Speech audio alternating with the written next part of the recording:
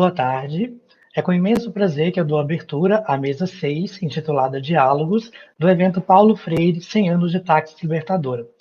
Antes de iniciarmos efetivamente as nossas atividades, eu gostaria de pedir 1 minuto de silêncio em respeito às mais de 400 mil mortes oriundas do Covid-19.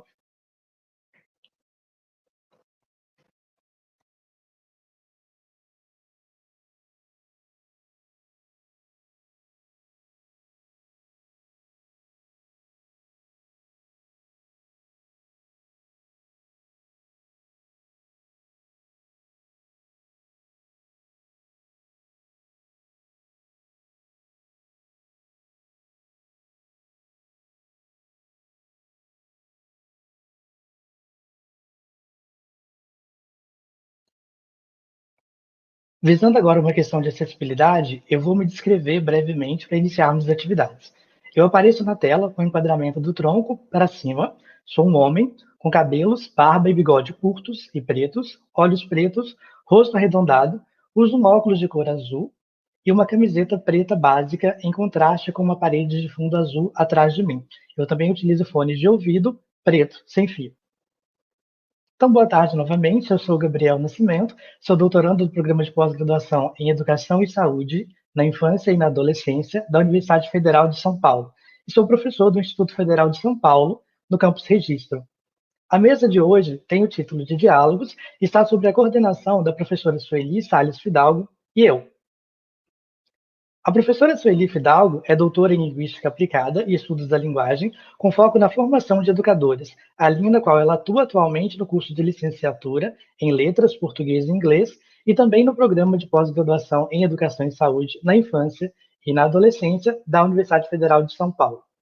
Agradecemos a organização do evento pelo convite e pela honra de receber convidados tão ilustres. A composição da mesa hoje, inclusive, é um indicador do impacto de Paulo Freire para além da fronteira nacional. Convido agora a palavra à professora Sueli Fidalgo.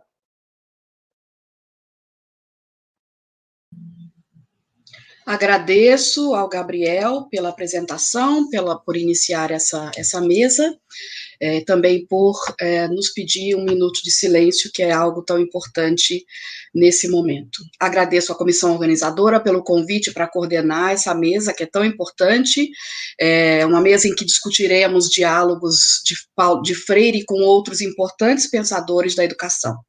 Também gostaria de agradecer especialmente as equipes que estão nos bastidores, as professoras Luciana, a Gabriela, ao pessoal do TI, a minha colega professora Suzana Mizan, que junto com os alunos de letras português e inglês, Priscila Nascimento Pires, Carlos Eduardo Oliveira Gonçalves, Késia Vieira Gonçalves e Larissa Nunes dos Santos, fizeram as traduções dos textos dos professores Peter Jones e Peter Mayo para o português e da professora Lisete para o inglês, conforme o caso, né?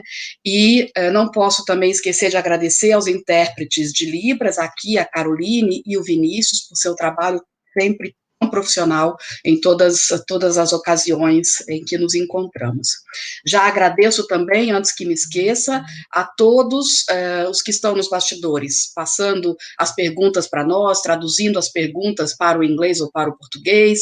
Obrigada a todos e todas, mesmo que eu tenha esquecido de mencionar o seu nome especificamente. Esta mesa compõe os eventos de comemoração do centenário Paulo Freire, 100 anos de praxis, que contará com diversas ações de celebração dos 100 anos de Paulo Freire, que nós vamos comemorar de maio a novembro, aqui no nosso evento, com atividades semanais. Para nós, é uma grande honra participar dessas celebrações, que foram pensadas e organizadas por docentes e discentes de vários dos 7 campi da Universidade Federal de São Paulo, Unifesp, assim como colaboradores de fora da instituição, engajados com a defesa da educação pública e libertadora. É um evento que contará com apresentações de pesquisadores brasileiros e de outros países, como a mesa de hoje, por exemplo, né? É importante lembrar que educação e Paulo Freire são termos que se fundem no Brasil, especialmente se pensarmos que Paulo Freire é o patrono da educação brasileira, título que lhe foi conferido porque viveu sempre como defensor de uma praxis libertadora, né? Pensando a educação como instrumento primordial dessa libertação. E nunca foi tão importante, achamos nós, né, pensar em educação pelo viés da liberdade, quanto hoje, quando vivemos um forte ataque à educação no nosso país, e tantas pessoas estão morrendo por uma pandemia cujos efeitos poderiam ter sido minimizados com mais informação e formação para todos, com uma educação verdadeiramente libertadora. Somos hoje reflexo da opressão por alguns grupos que estão no poder e que massacram a educação, massacram a liberdade, mas nós existimos. Existimos por todos nós e pelas mais de 400 vítimas da Covid-19 no Brasil. Resistimos porque nossos modelos e nossas inspirações resistiram no passado, resistiriam se estivessem aqui hoje, e suas ideias também resistem. Hoje, por força da resistência de todos nós e de todas nós que acreditamos em mudanças sociais promovidas desde o chão da escola, hoje Paulo Freire vive. Passa a palavra de volta para Gabriel, por favor. Para apresentar a professora Lisete. Obrigado, professora Sueli. A mediadora da mesa é a professora Lisete Arelaro. Ela é pedagoga e doutora em educação, foi professora e diretora da Escola do Ensino Fundamental e Médio, fez parte da equipe do professor Paulo Freire na Secretaria Municipal de Educação de São Paulo, no período de 1989 até 92, e foi também secretária de Educação, Cultura, Esporte e Lazer em Diadema, no estado de São Paulo, de 1993 a 96 e, posteriormente, de 2001 até 2002. É diretora da Faculdade de Educação da Universidade de São Paulo, da USP, no período de 2010 a 2014, e presidente do Fórum Nacional de Faculdades e Centro de Educação Público, e presidente também da Associação Nacional de Pesquisa e Financiamento da Educação, e atualmente é professora titular sênior da Faculdade de Educação da USP, e pesquisadora na área de Política Educacional, Planejamento e Avaliação Educacional, financiamento também da Educação Básica e Educação Popular. Então, a professora Lisete será responsável pela mediação das discussões entre os professores Peters daqui a pouco. Apresento agora, então, o nosso primeiro palestrante da tarde, é o professor Peter Mayo. Ele é professor, palestrante, editor e escritor. Ele foi chefe do Departamento de Artes, Comunidades Abertas e Educação de Adultos da Universidade de Malta. Ele é um estudioso do pensamento de Antônio Gramsci, entre outros teóricos, e publicou, entre muitas outras obras, o livro Gramsci, Freire e Educação de Adultos. Com a palavra agora o professor Peter Mayo.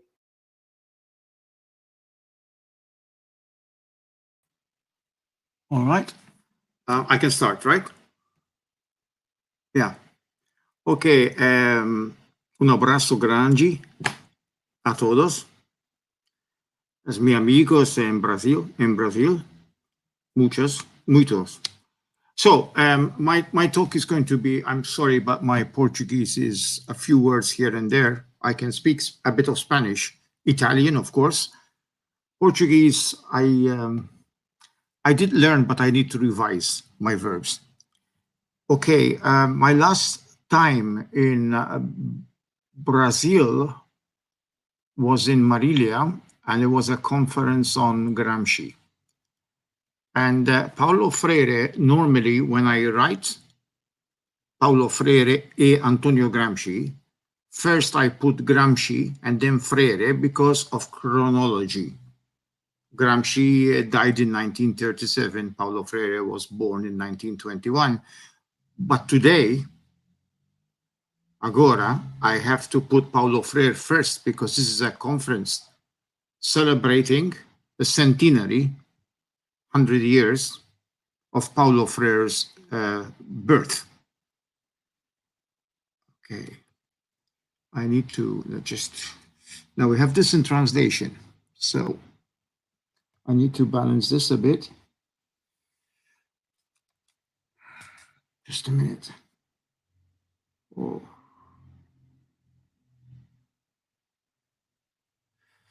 Sorry. Okay. I'm trying to. Okay. I don't know. I want to see how I'm going. I need to change this a bit. 1 minute.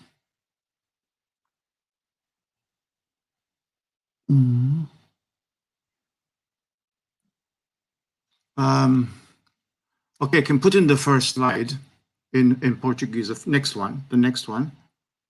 Who's doing it? Yes. Okay, I can see from here. Paulo Freire and Antonio Gramsci, they are two of the most quote cited people in critical education. Next one, please. Outro. Their work was carried out in different, of course, contexts and different times. Gramsci in Europe in the first half of the 20th century. Paulo Freire in America, Latin America, North America, Europe, when he was in exile, and Africa in the second half of the 20th century. We have to contextualize, keep this in mind. Next slide, please. I'm trying to stick to the time, that's why. Now, Paulo Freire says in one of his talks, which have been documented in London, it was in 1995, 2 years before he died. He died 1997, like a few days ago, 2nd May. Mi anniversario, tragically, 2nd May. And he speaks about, I knew Gramsci when I was in exile. I discovered him, and I was very much influenced by Gramsci before reading him. Before reading Gramsci, I discovered him. It is fantastic when people discover that they were influenced by the thinking of somebody else before having been introduced to him.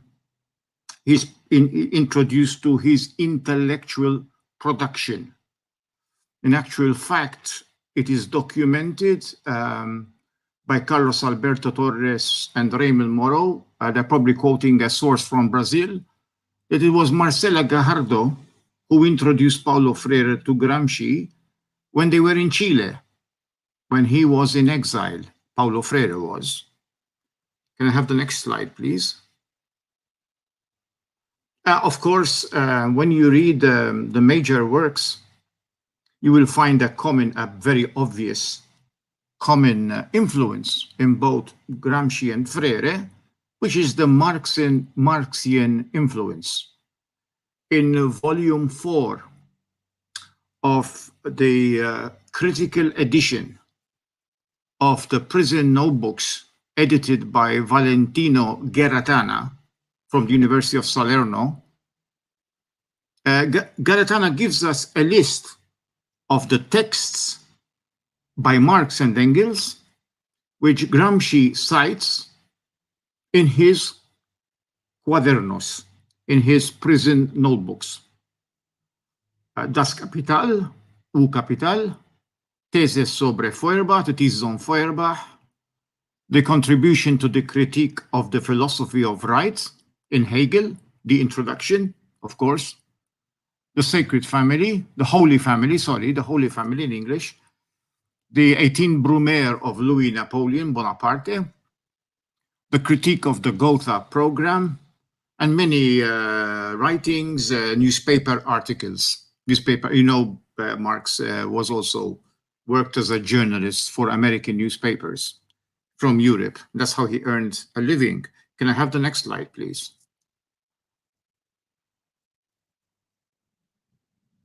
The next, okay, here you are. Contrary to Gramsci, Freire had access to probably more primary sources in Portuguese translation of Marx, because some of them were produced after Gramsci died or around about the same time. For example, Ideologie Allemande, the German ideology, which I doubt whether Gramsci had access to. the economic and philosophical manuscripts of 1844, known as the Paris manuscripts, the thesis on Feuerbach, the Holy Family.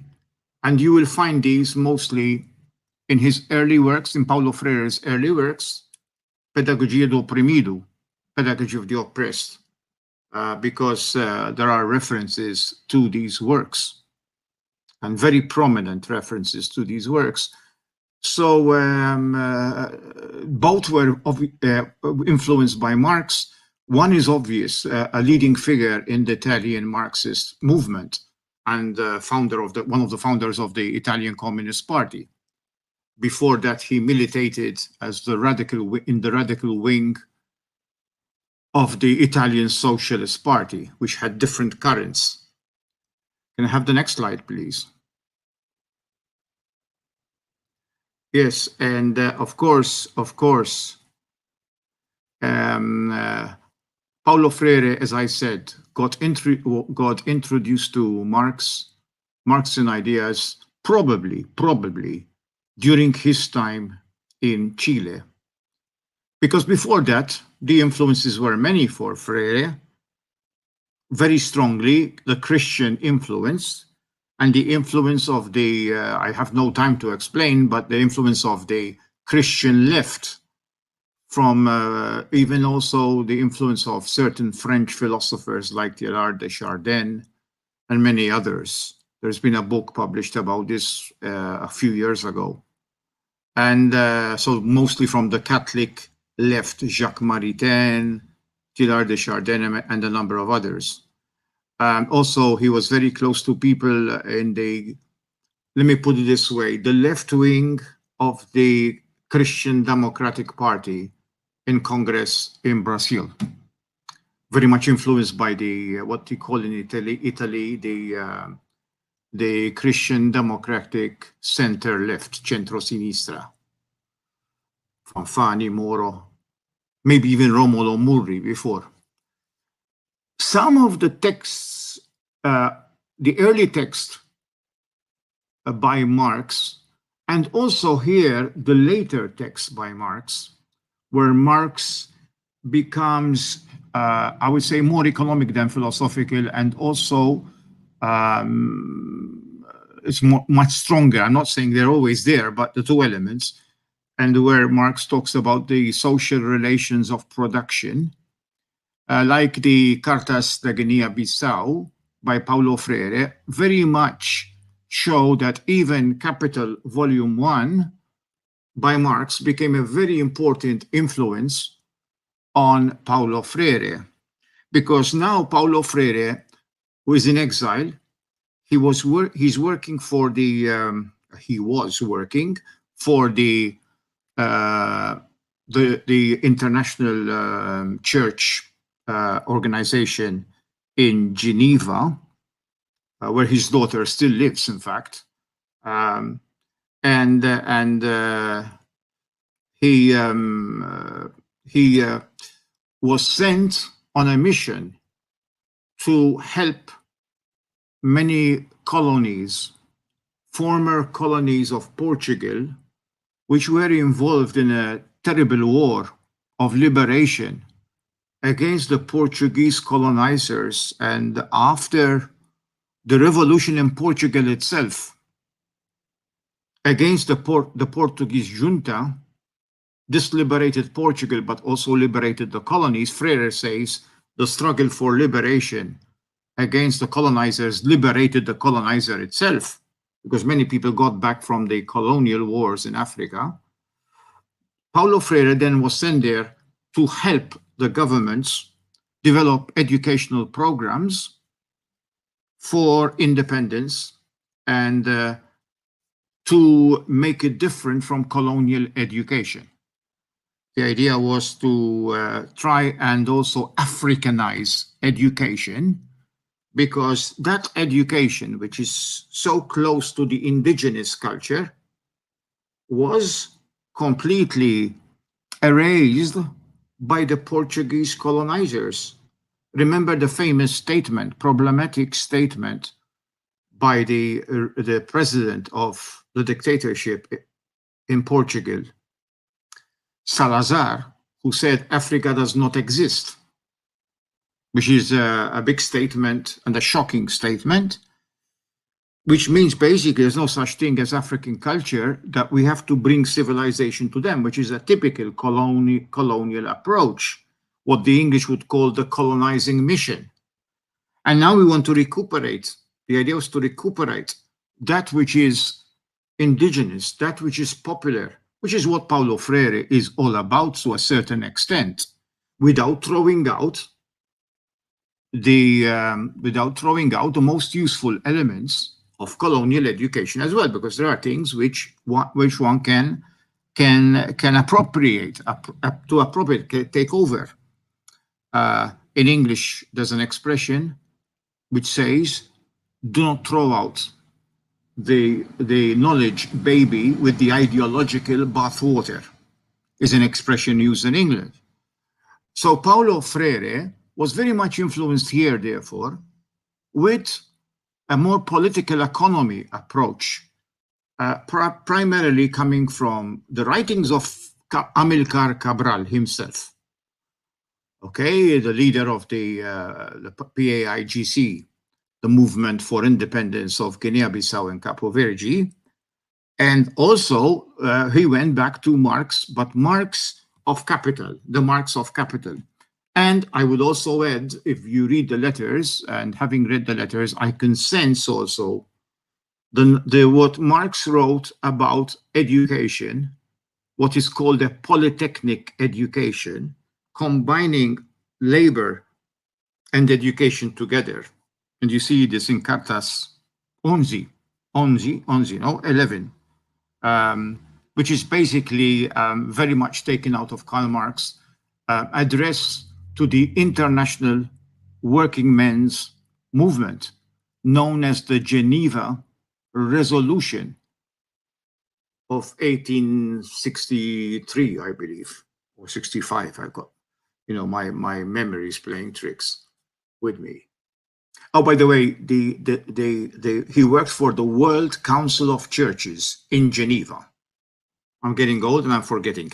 So the World Council of Churches. Can I have the next slide, please? Thank you. He is interesting. What is interesting about Paulo Freire is that when he was in exile, thrown out by the revolution, by the military regime after the golpe of 1964, which then sponsored a national Brazilian literacy movement, Mobral, which claims to have used Paulo Freire. It's interesting. The people who sent him out claim to have used him, co-opting him. Paulo Freire produced his major work, the one which is the most important book, I think, which is at the basis of his own political pedagogy, Pedagogia do Oprimido. Now, here I could have put in the Portuguese version, but actually it was first published in English because nobody would publish it for him in Portuguese. Here in Brazil, you had a military regime. Paulo Freire was persona non grata in the idea. Nobody's going to publish this. You get in trouble with the regime. The other countries were either colonies of Portugal or Portugal itself, who were under a dictatorship. So Paulo Freire was banished. His work was banished. So he actually got it published years after he wrote it. He wrote it in Portuguese in Chile while he was in exile. Pedagogia do Oprimido. But then he had to wait a long time to see it published, and he published it in English. When he went to the United States in an institution close to Harvard University, and that's where I think Paulo Freire, because he came in contact with a lot of educators, radical educators, I would say, in the United States, this was the first steps towards Paulo Freire becoming such an important figure in the United States, particularly when it comes to educação crítica, critical education. He met people like Jonathan Kozol, Later, he would meet Donaldo Macedo, who's still at Massachusetts, and who translated a lot of his works. There he met Mayra Bergman Ramos, and together, because Paulo Freire was picking up English as he was living there, she translated the book to him in constant consultation with Paulo Freire. And after that, then Paulo Freire, mission accomplished, left North America and went to Europe and worked for the World Council of Churches. He could not go back to Brazil. During his exile, he was not allowed to return to his homeland. Now, one of the things about Pedagogy of the Oppressed, you can see how Christianity and Marxism come together, almost like liberation theology. It is very much in that spirit. So you have, he went out, he says, to meet Christ, and he met Marx, who took him to him. Something like that. Having a Christian vision, the love of the other, the love of humanity, love of life, love of nature, the rest of nature, because we are also part of nature. But at the same time, you need a political economic analysis to be able to challenge oppression. And so he develops from Marx, I would say, the dialectical style, which in my view is one of the great things about Pedagogy of the Oppressed. In my view, the first 3 chapters of Pedagogy of the Oppressed, you can actually sense, you can actually feel that dialectical pattern running through it. Last chapter, I'm not sure. Somebody once wrote that the publishers, it was intended to be a 3-chapter book, and the publishers apparently wanted him to address the works of Frantz Fanon and Albert Memmi, and therefore deal with colonialism. And that's how it is. But I find the first 3 chapters, you can see they hold together because of the dialectical approach. And you can see a lot of the Marxian, from Marx himself, conception. The governing ideas are nothing more but the expression of material relation, the dominant material relations. I'm translating from Portuguese. The dominant material relations, which are now turned into ideas. And so for they are the ideas which translate, allow a class to govern. And therefore its ideas become the dominant ideas. Now, this is from a tract by Marx, which he could not read, which is the Ideologie Allemande, the German ideology. But Gramsci, being involved in socialist politics at conferences, etc., even going abroad because the Italian Communist Party could not organize events inside Italy because of the fascists in power, so they went to Lyon, etc.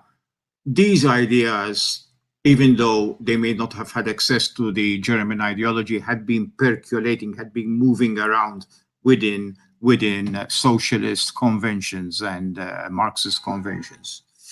Can I have the next one, please? The next slide. Ideology. So Gramsci showed that ideas that reflect the dominant material relations reside in what people take on as common sense, which is not all bad. It has it's a mixture of good and I would say distorted sense.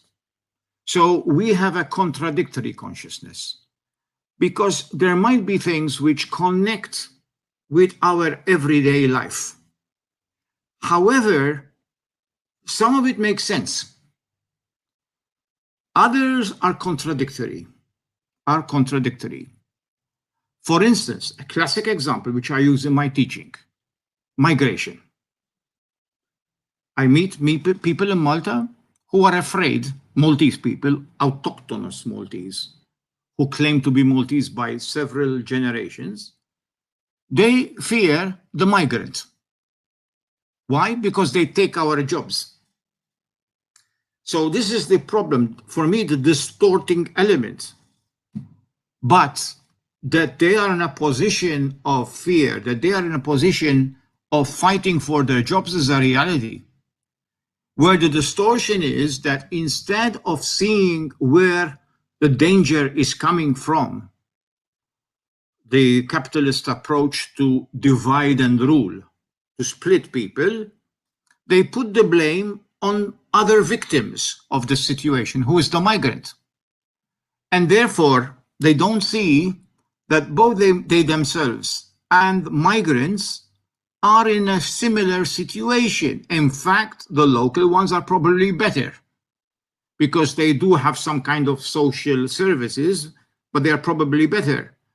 But instead of seeing where their vulnerability, their weakness is coming from, they put the blame on the wrong people.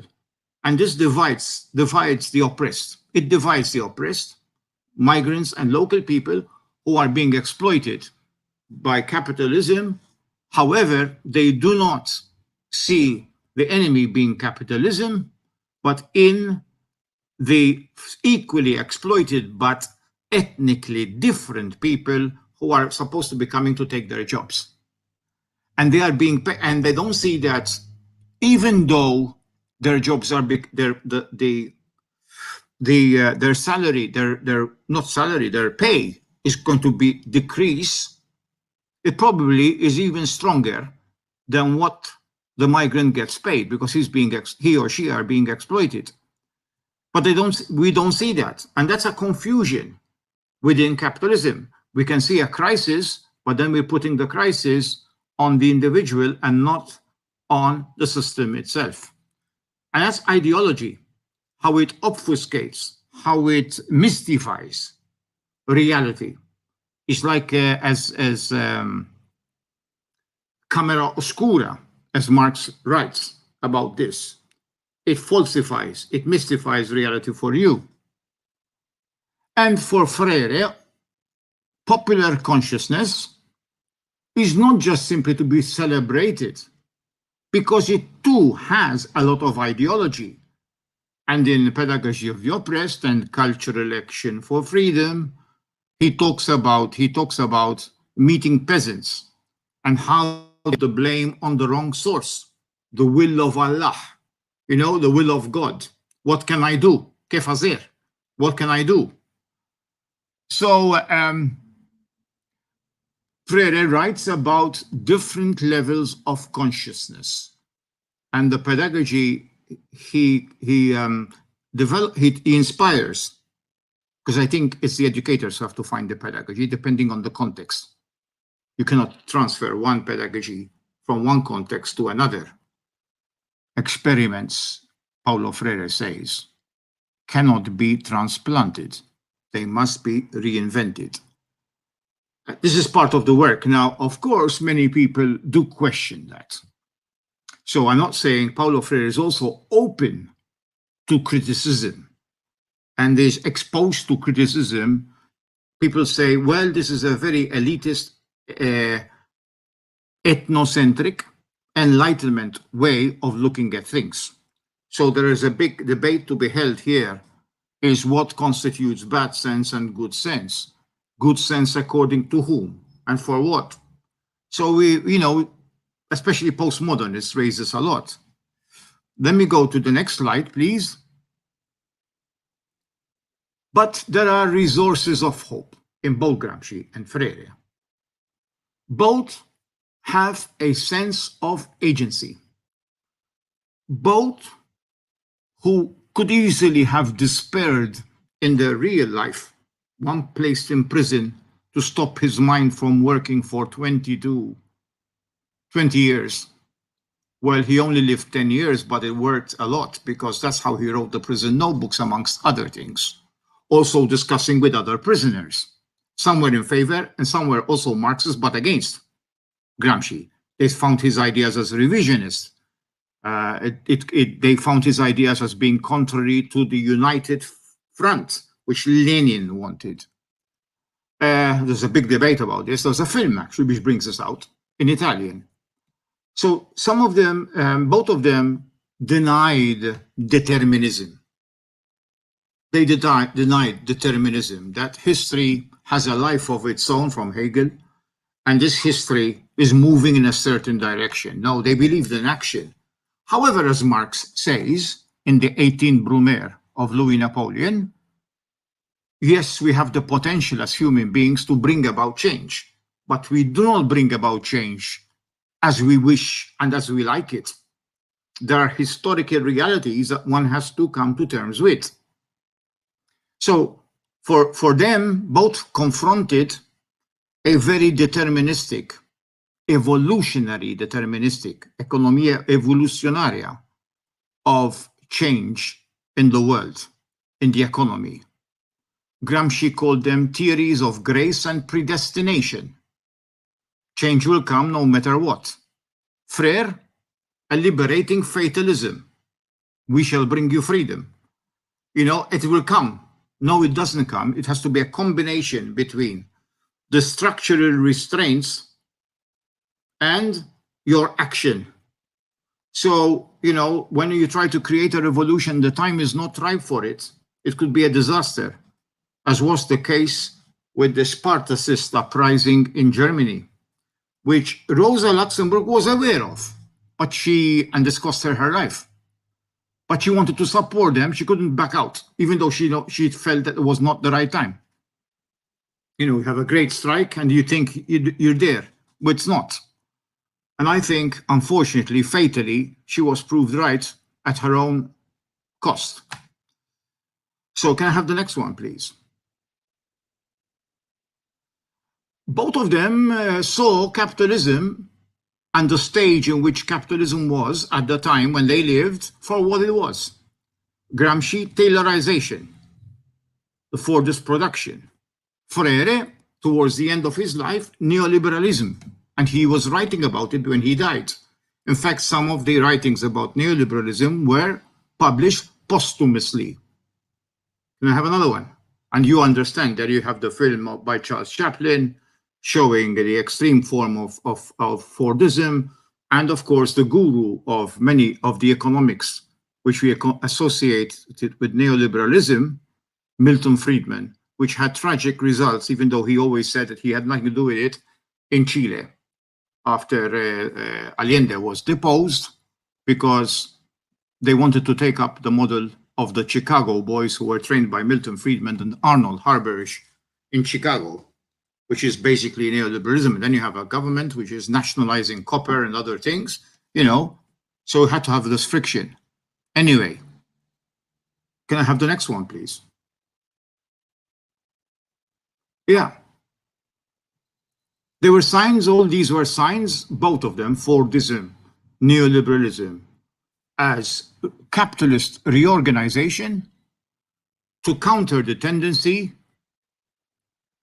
of the falling rate of profit through the crisis of overproduction, which in fact also is at the heart of the First World War. Can I have the next one, please?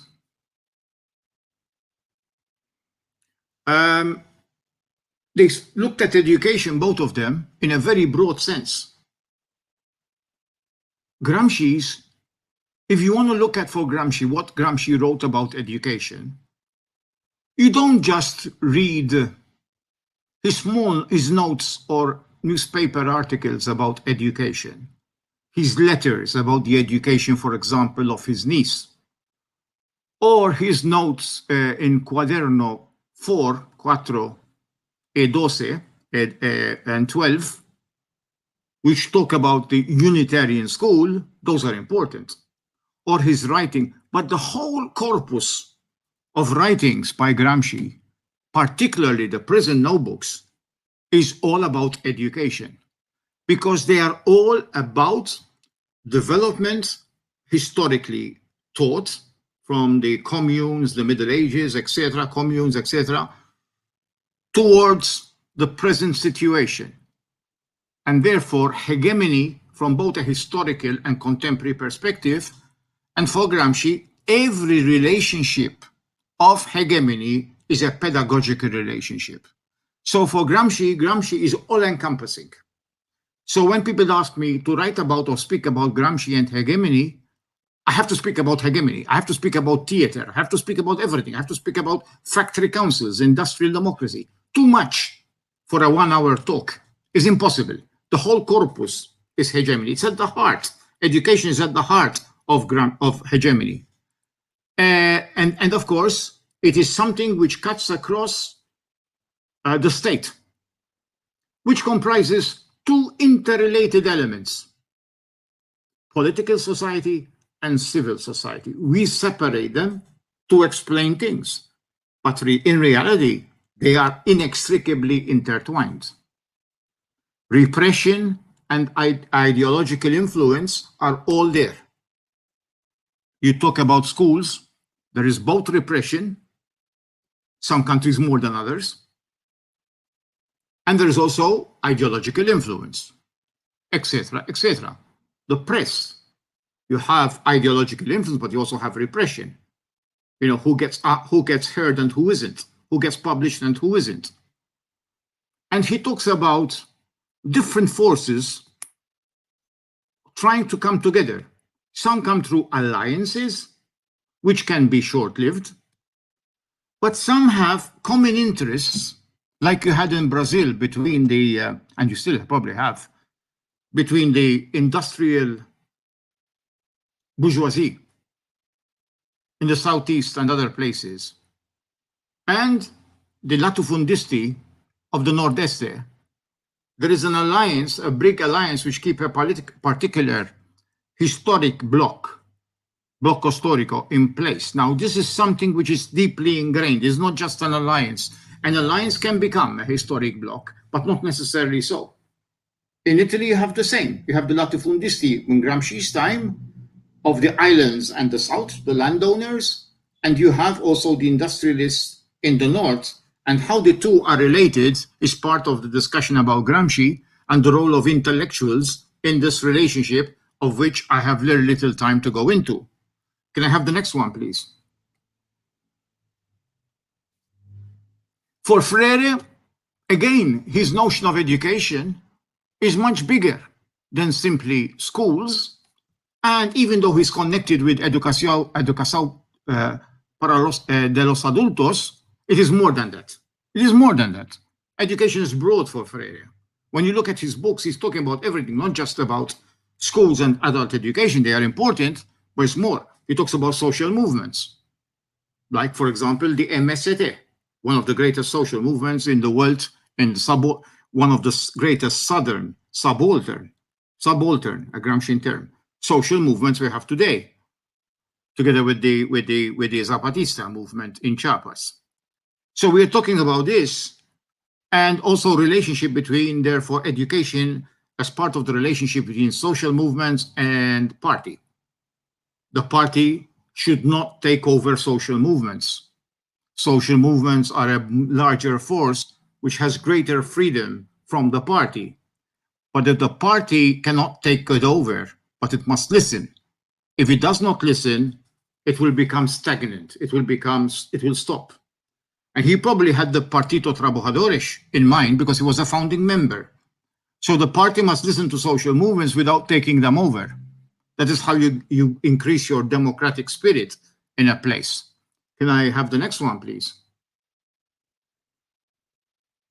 Of course, the common element, both Freire and Gramsci, this is a key term, is praxis. Praxis, which is not practice. Many people confuse this. No, it is not. It is, as Freire says, reflection upon action for better action. And reflection means many things.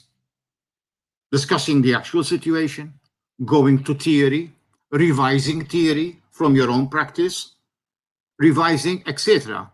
The codification, which Freire talks about, is a form of praxis, is a form of taking you away from the reality that you know every day to be able to see it from a critical distance. It's like when Freire was abroad. When you go away, you look at your own context in a very different and critical light, as opposed to your everyday humdrum of everyday life. Gramsci himself calls his entire philosophy the philosophy of praxis. And he did not say this to escape the censor, praxis equals Marxism, because there's references to Marxism, what he writes. This is his whole philosophy. For Paulo Freire, exile was also a form of praxis. From Switzerland, he could look back and also meet with other emigres from Chile, etc., look back at Latin America, you know, from a distance and begin to see things in comparison what he's seeing there, which he may not have seen in his everyday life. Sometimes we become too much taken up by what the Italians call prassi, which is not praxis, abitudine, which means everyday life. So it's basically action, reflection upon action for transformation, to have a better society. And they are dialectic. You can't say one leads to the other. They are all in dialectical relationship. Can I have the next one, please? Of course, praxis goes back to Aristotle. That's why I put his picture. And then another important theme here, I think it's very important today when we have so many uprisings. We had the Arab uprisings. Are they a spring? I don't think so. We had the indignados. We had everywhere people uprising, right? Now the football supporters are uprising against the capitalist owners of their clubs who don't care about common people. Football, a game which belonged to the poor, taken from the poor and turned into a rich men's, I would say more than women, plaything. Freire talks about the distinction between authority and liberty. So liberty is important, but there also you have to be very careful, because this is like Germany. The uprisings in Germany at the wrong time. You also have to be in an authority situation. You have to have also, so the teacher, for example, is democratic. He's not authoritarian, but has authority, because if she or he does not have authority, he cannot teach. And authority comes from the respect of the students, who respect her or him as a very good teacher, and also knowing the subject, no bluff. She knows the subject. That's why we go to her if we have a choice. If we have a choice, we will go to that teacher because I want to learn from her. So that's authority, but she opens up, she allows space to be able herself with humility to rethink certain things when she's exposed to ideas coming from the learners. So the learners become teachers because they come from a different background, different social collocazione, different social location, and therefore their perspective on a thing may be different from that of the teacher, and the teacher may learn because she has never thought about it, etc., etc. And this also reflects, in a way, connects with Gramsci's vision. Because Gramsci spoke about spontaneity, but also spoke about conscious direction. So when we have an uprising, we often are deluded because we think this is an uprising for democracy. But then you have to ask yourself, is there any conscious direction? Who is providing it?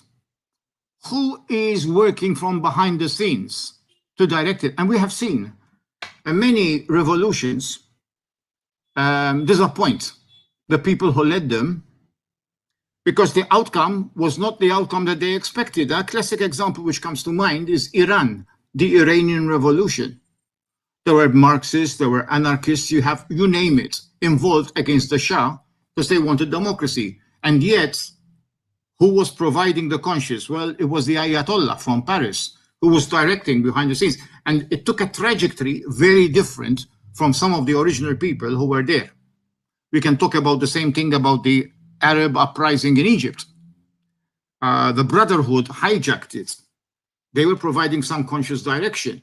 So if you don't have this element of organization and direction, which a good party for Gramsci or a good movement could do, then it could take a different direction. Today we have the Black Lives Matter. Its precedents before that was the Civil Rights Movement. You know, who's providing the direction there? So this is extremely important, this interplay between liberty and authority, not authoritarianism, liberty and direction, liberty and direction. I think this is extremely important. How was the anger in Italy before the fascists came to power? How was that?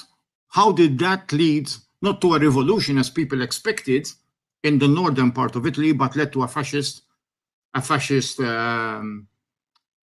conquest of the state, which, of course, historically speaking, was not a long conquest because it was imposed. It was not hegemonic, it was imposed. And that will not stay long. Can I move to the next one, please? Can I move to the next one?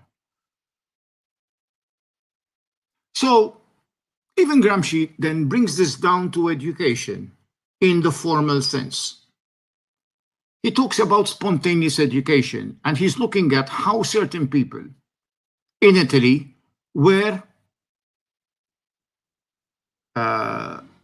probably an insult to Rousseau, but were interpreting Rousseau. And he says, we are so much in the romantic phase, but this needs to go into its classical phase where we have to now connect the spontaneous with some basis of authority. So this is very similar to Freire.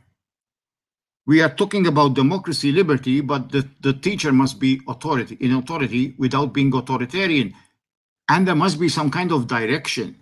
Freire never spoke about a non-directive education because this could be haywire.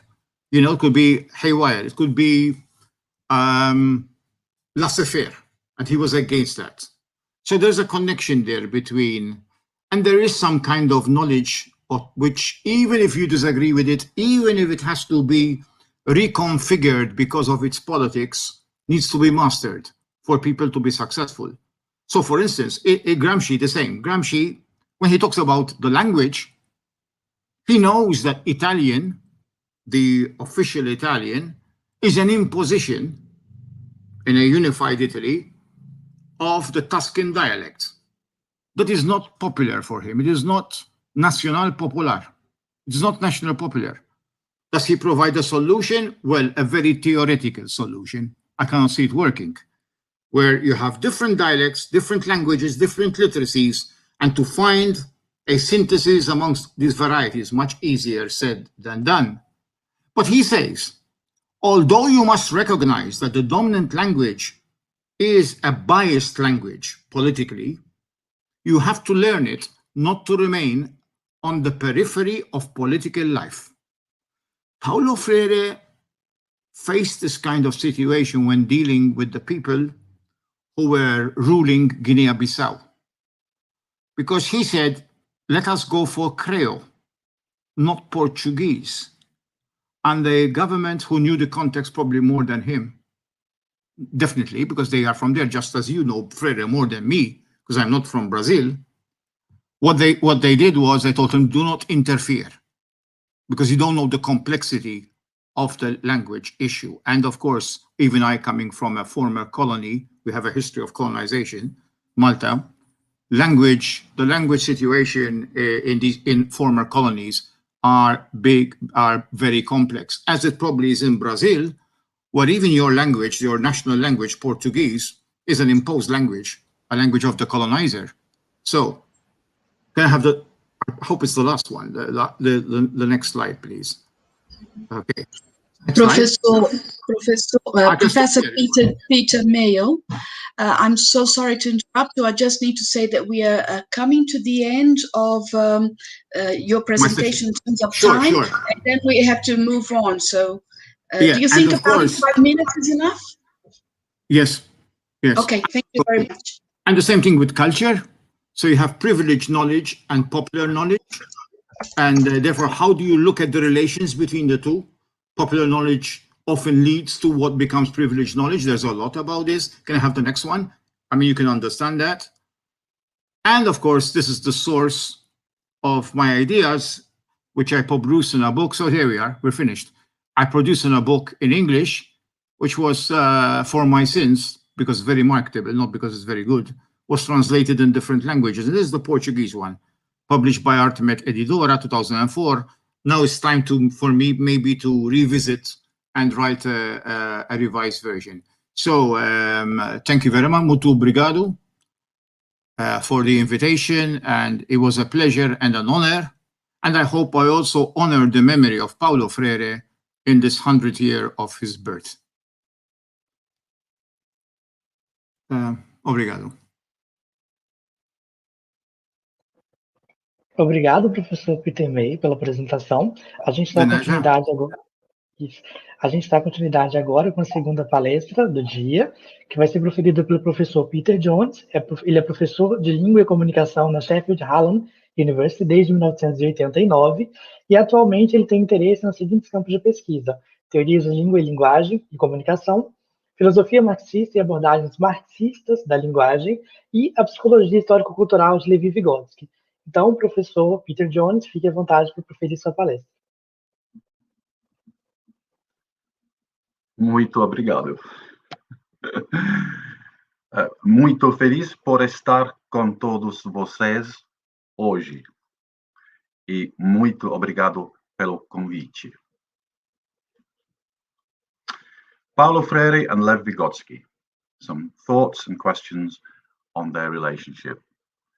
And many thanks for the translation to my colleagues and friends for all their help and hard work with the translation. Thank you. First slide, please. Colleagues, friends, and comrades, it's a high honor to have the opportunity to bring greetings and salutations to you this centenary year in celebration of Paulo Freire, his memory, and his legacy. It's a great privilege to be connected to you in Sao Paulo and in Guarulhos in such distinguished company on this momentous occasion. Next slide, please. My aim is to consider Paulo Freire's relationship to another profoundly influential figure in the theory and practice of education, Lev Vygotsky. Here we have two thinkers who devoted themselves to a rethinking and recreation of pedagogical philosophy and praxis in the service of human self-emancipation. Humanization, to appropriate Freire's words, was decidedly their vocation, as we aspire to make it ours. Amidst all the difficulties, setbacks, and challenges they witnessed and experienced in their own lives, theirs was a pedagogy of hope.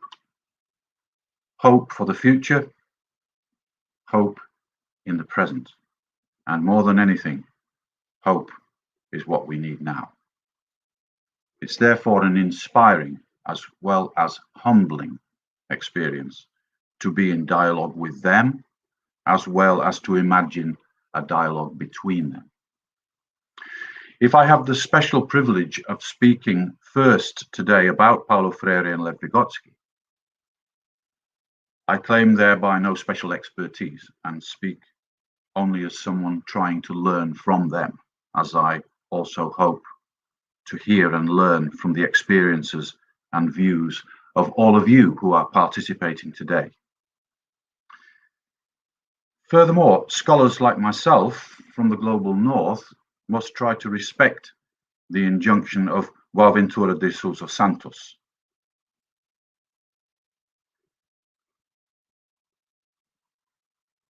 Thank you. In light of historical epistemicide, self-reflexivity in the global north must be focused on the idea and value of diversity, the recognition of different ways of knowing and being. It must include reflecting on the non-Western experience of spirituality. Next slide, please. And as Santos further explains, resistance against the injustice, exclusion, and discrimination forced upon the global South by the capitalist, colonialist, patriarchal global North must be conceived of as a global insurgent classroom. The trustworthiness of any given way of knowing will be evaluated according to its contribution to strengthening resistance and preventing resignation. Next slide, please. From that perspective, the purpose of any engagement with Freire and Vygotsky lies ultimately in the endeavor to find out how to learn from each other, how to move forward, how to contribute together to forging the intellectual tools and organizational means necessary to overcome the daunting problems before us as a consequence of the persisting global domination of an exploitative economic and political system, which has brought humanity to the brink of disaster. The ways of knowing of Freire and Vygotsky cannot themselves escape this principle, central to the decolonization of intellectual production. Santos himself has looked critically, though positively, at Freire in this light, and a similar critical assessment of Vygotsky's work is perhaps long overdue. In addition, we cannot ignore the fact that we have gathered at a moment of acute societal crisis, a fact to which I will return. Next slide, please. Vygotsky and Freire were a little more than a generation apart, but Vygotsky died a young man of 37 in 1934, when Freire was 12 years old. I'm not sure to what extent Freire in later life was familiar with the work of Vygotsky's circle, or that of any of the other great Soviet psychologists of the 20s and 30s, such as Sergei Rubinstein, Alexander Luria, or Alexei Leontiev. So far, I've been unable to find in Freire's writings any mention of them or the broader traditions which they helped to create, though other participants at this event may know more about these connections. However, Freire and Vygotsky are often rightly considered as kindred spirits and historical allies in the work of social transformation. Next slide, please. What are some of the most important commonalities? First of all, both were Marxists, or at least thinkers who saw Marx as a fundamental touchstone for their vision of humanity's future, of future humanity, and for the orientation of their own theoretical and practical work.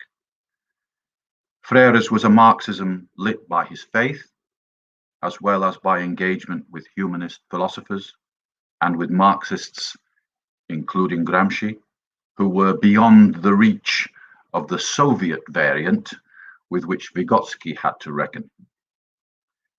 Though the recent claim of a Feuerbachian grounding for Vygotskyan psychology complicates the picture. Furthermore, Freire could benefit not only from the contribution of Soviet psychology to the general acceptance of the social character of human development, but could also take account of the historical evolution and outcomes of social revolutions in Russia, as well as in China and Cuba. Next slide, please. Against this broad ideological backdrop, other common themes and principles can be identified. An understanding of consciousness and subjectivity as essential to human action and freedom. A battle that for Vygotsky had to be won in the face of dominant mechanistic tendencies in the Soviet psychology of the 1920s. An understanding of the social and cultural nature of human faculties and powers, rooted in cooperation and communication. An understanding of communication not as transmission of thoughts or meanings, but as an interactional power, integrated with social practice. And as a consequence of this, a rejection of transmission models of teaching and learning, Freire's banking concept of education, in favor of a pedagogy of collaborative interaction between participating subjects. As Freire put it, liberating education consists in acts of cognition, not transferals of information. And a view of language as dialogic communication, essential to the development of specifically human thinking. Such common principles were identified and pursued, however, under strikingly different social and historical circumstances and in different contexts of pedagogical and therapeutic activity. While Paulo Freire worked in pre-revolutionary circumstances, in the capitalist world largely, Vygotsky lived and worked in the post-capitalist revolutionary world of Soviet Russia, after the socialist overturn of October 1917. Vygotski's was a contribution to the psychological and educational programs belonging to the practical transition to a socialist society, or such was the conviction, while Freire's conscientization was an effort to help the future subjects of revolution create their own engaged and critical awareness of the world and their position in it. While Freire's focus was a revolutionary pedagogy concentrating initially on adult education, but later also on schooling, as you know from his work as Secretary of Education in Sao Paulo. Vygotski's focus was on the whole psychological development of the child and adolescent, which included a view of learning in relation to development. I should add that there is currently productive work underway to develop Vygotskian ideas for adult education, as well as an attempt to work Vygotsky and Gramsci together in a pedagogy of revolt. And while Freire forged his own distinctive approach through enormous practical projects of adult education and literacy, Vygotsky's key initial innovations came from his work in defectology, or what we would now call special needs education, as well as in work with the injured and sick. And while Freire focused on a pedagogy of problem-posing education, Vygotsky focused on the development of concepts, and in particular on the learning of scientific concepts under the teacher's guidance. There are also obvious areas of potential dissonance in their assumptions and methods.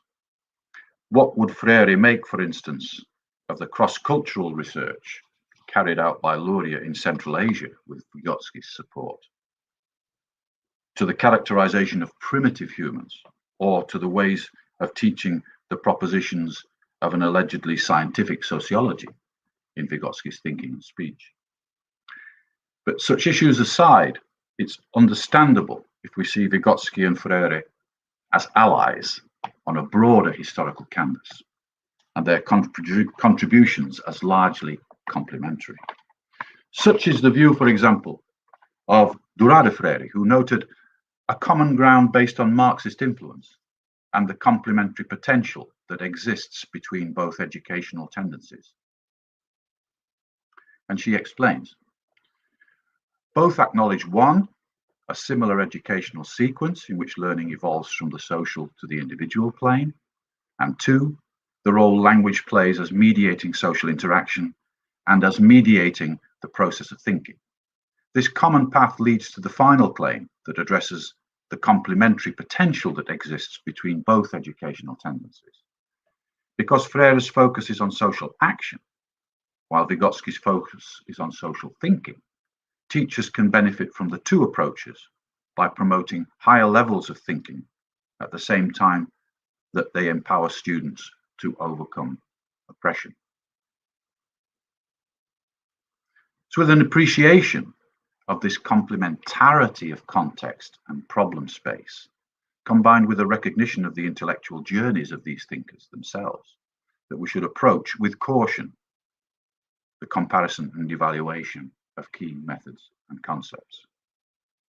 If there's nothing quite like Freire's concept of conscientization in Vygotsky, for example, could this be because the conscientization of the whole people in and through the Russian Revolution itself was the fundamental ground and the implicit context of Vygotsky's innovations? By the same token, however, one might ask, what is the status of Vygotsky's pedagogical principles outside such a practical revolutionary context? Soviet education. In fact, Vygotsky's work on education and child development contributed to the bold state-organized transformation of educational philosophy, practice, and institutional structures that the Bolsheviks led and implemented immediately upon taking power in October 1917. This enormous program embodied a pedagogical philosophy that invites comparison with Freire's own, and one which he must surely have keenly studied alongside the later initiatives in the Chinese and Cuban revolutions, which themselves took from the Russian experience. The education of the whole population, including universal literacy as the main priority, was an immediate and urgent aim of the Bolshevik government in 1917, with Anatoly Lunacharsky as the first Soviet People's Commissar for Education. The United Labour School model of schooling was set up under the Educational Act of October 1918, giving 9 years of polytechnical education, as well as shoes, clothing, hot breakfasts, medical care, and academic materials free of charge to all children, regardless of gender or social origin. Little or no homework, no standard textbooks, promotion or graduation examinations or grades, marks. The aim was to have an integrated curriculum, teaching reading and writing through engagement with and exploration of society and the natural world, through links with workplaces and local communities, with respect for local culture and languages. Lenin's decree of 1919, the elimination of illiteracy among the population of the Russian Soviet Republic, led to the establishment in 1920 of the All-Russian Extraordinary Commission for the Liquidation of Illiteracy, established under the Commissariat of Education's main administration for political education, led by Nadezhda Krupskaya. The enlisting of volunteer literacy teachers for Red Army soldiers was a particular priority, and one anecdote from the experience of Dora Elkina, as told by Krupskaya, is particularly striking. Elkina began to teach them, as was the custom, from textbooks written on the basis of the analytical synthetic or phonics method. Masha ate kasha. Masha washed the window. How are you teaching us? Protested Red Army men. What's all this about kasha? Who's this Masha? We don't want to read that. Elkina initially attempted to continue by discussing why the soldiers couldn't be with their mashas and why there was a shortage of kasha, but she then wrote a new sentence of her own, which was subsequently published as the opening line of a new literacy book, becoming famous in Soviet Russia as the first words read by millions of newly literate workers and peasants. We are not slaves. Slaves we are not. Elkina subsequently co-authored the book Down with Illiteracy. We regard the acquisition of political literacy and learning how to read, to be interwoven goals. Students should not only assume their place in society as educated people, but they should also join the ranks of the fighters and builders of Soviet Russia. The literacy drive was also understood as an element of a deeper struggle for social justice, including gender equality. Trotsky noted in 1924 that we have full equality of men and women here, but for a woman to have the real opportunities that a man has, even now in our poverty, women must equal men in literacy. The woman problem here then means, first of all, the struggle with female illiteracy. However, this inspiring and pioneering effort at revolutionary educational principles came to an abrupt halt with Stalin's reversal of educational policy in the late 1920s and early 1930s. Progressive reforms were curtailed. An authoritarian and disciplinarian regime was introduced in schools, along with a rigid banking education model. And in fact, Vygotsky developed some of his most important concepts and pedagogical principles at this time of cultural and educational counter-revolution, amidst the violent destruction of peasant life by collectivization. Perhaps the degeneration of the Russian Revolution that is uppermost in Freire's mind, in his sharp comments and warnings in chapter 4 of The Pedagogy of the Oppressed. Freire notes, Because the revolution undeniably has an educational nature, in the sense that unless it liberates, it's not revolution. The taking of power is only one moment, no matter how decisive in the revolutionary process. And he goes on, I interpret the revolutionary process as dialogical cultural action, which is prolonged in cultural revolution once power is taken. In both stages, a serious and profound effort at conscientization is necessary. It's the necessary means by which men, through a true praxis, leave behind the status of objects to assume the status of historical subjects. As a consequence, he says, the educational, dialogical quality of revolution, which makes it a cultural revolution as well, must be present in all its stages. This educational quality is one of the most effective instruments for keeping the revolution from becoming institutionalized and stratified in a counter-revolutionary bureaucracy. For counter-revolution is carried out by revolutionaries who become reactionary. Vygotsky's contribution to the forging of a new psychological paradigm was aligned with the visionary aspirations of the socialist revolution, and at the same time grounded in the practical tasks of education and rehabilitation of child and adult casualties of the social upheaval that the revolution caused.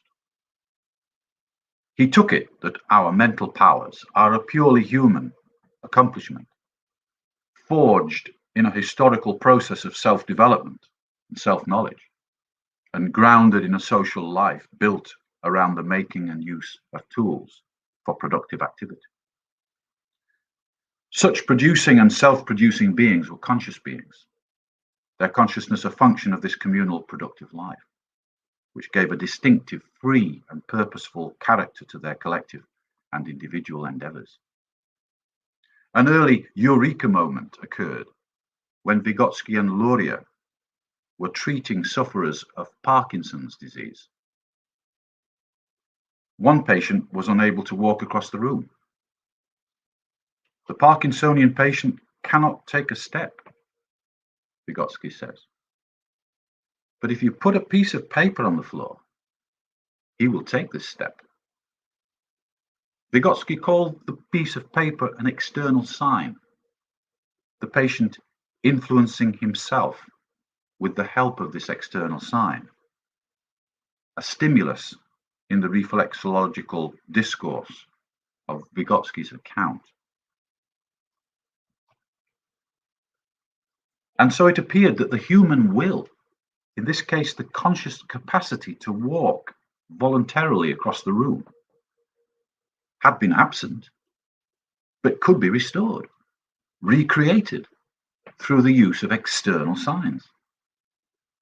If such spiritual aspects of human mind and behavior could be recreated, then this could only mean that they were not mysterious, inborn qualities, but were created in the first place by a specific mediation process that could be repeated and studied. All the higher conscious human faculties were a function of active engagement in the realm of human culture. Insights from defectology also contributed to this new psychological epistemology. The blind child could learn to read through touch, the deaf child to speak through gesture.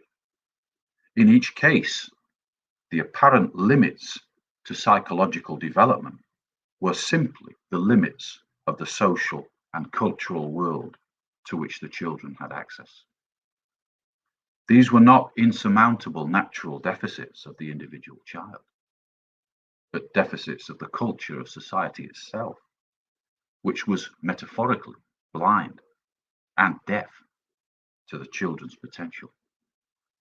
Their needs were not special, but the universal needs of social interaction and purposeful social activity. It was society itself that needed humanizing for the infinite potential of human beings to be actualized. Vygotsky's later insights into the relationship between learning and development in social context also brought him closer to a more specifically Freirean vision. Though the educational process was broadly seen as one oriented towards pre-established intellectual goals, Vygotsky rejected transmission and banking models. For Vygotsky, meaningful pedagogy, as opposed to pure verbalism, entailed a dialogic interaction in cooperation, in which a zone of proximal development could be established, through which children were enabled to participate in and thereby master skills of communication, thinking, and acting that were as yet ahead of them. This would be a genuine dialogue, with the child having the freedom to question, to challenge, to reflect on, and reimagine the challenging content of the educational task in collaboration with teacher and peers. And at the same time, from 1932 onwards, we see Vygotsky engaged in a whole series of self-critical re-evaluations of previous work in search of a new semantic approach to consciousness, free from all vestiges of mechanistic conceptions of the role of the social or natural environment in children's development.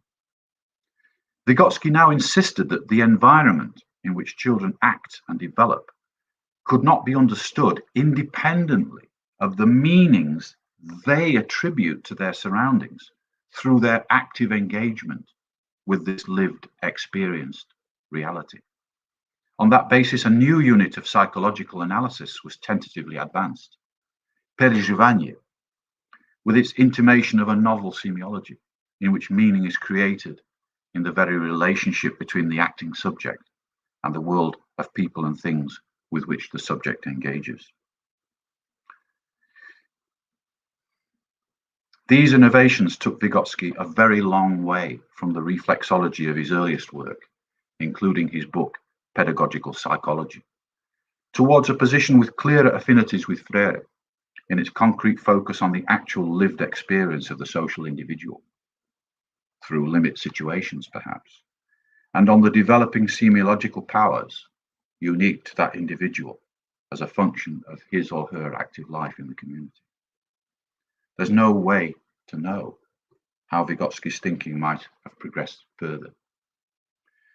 But there's also a tension between Vygotsky's conception of the zone of proximal development and the vision of educational cooperation and collaboration which Freire himself advanced, irrespective of any differences in social contexts already discussed.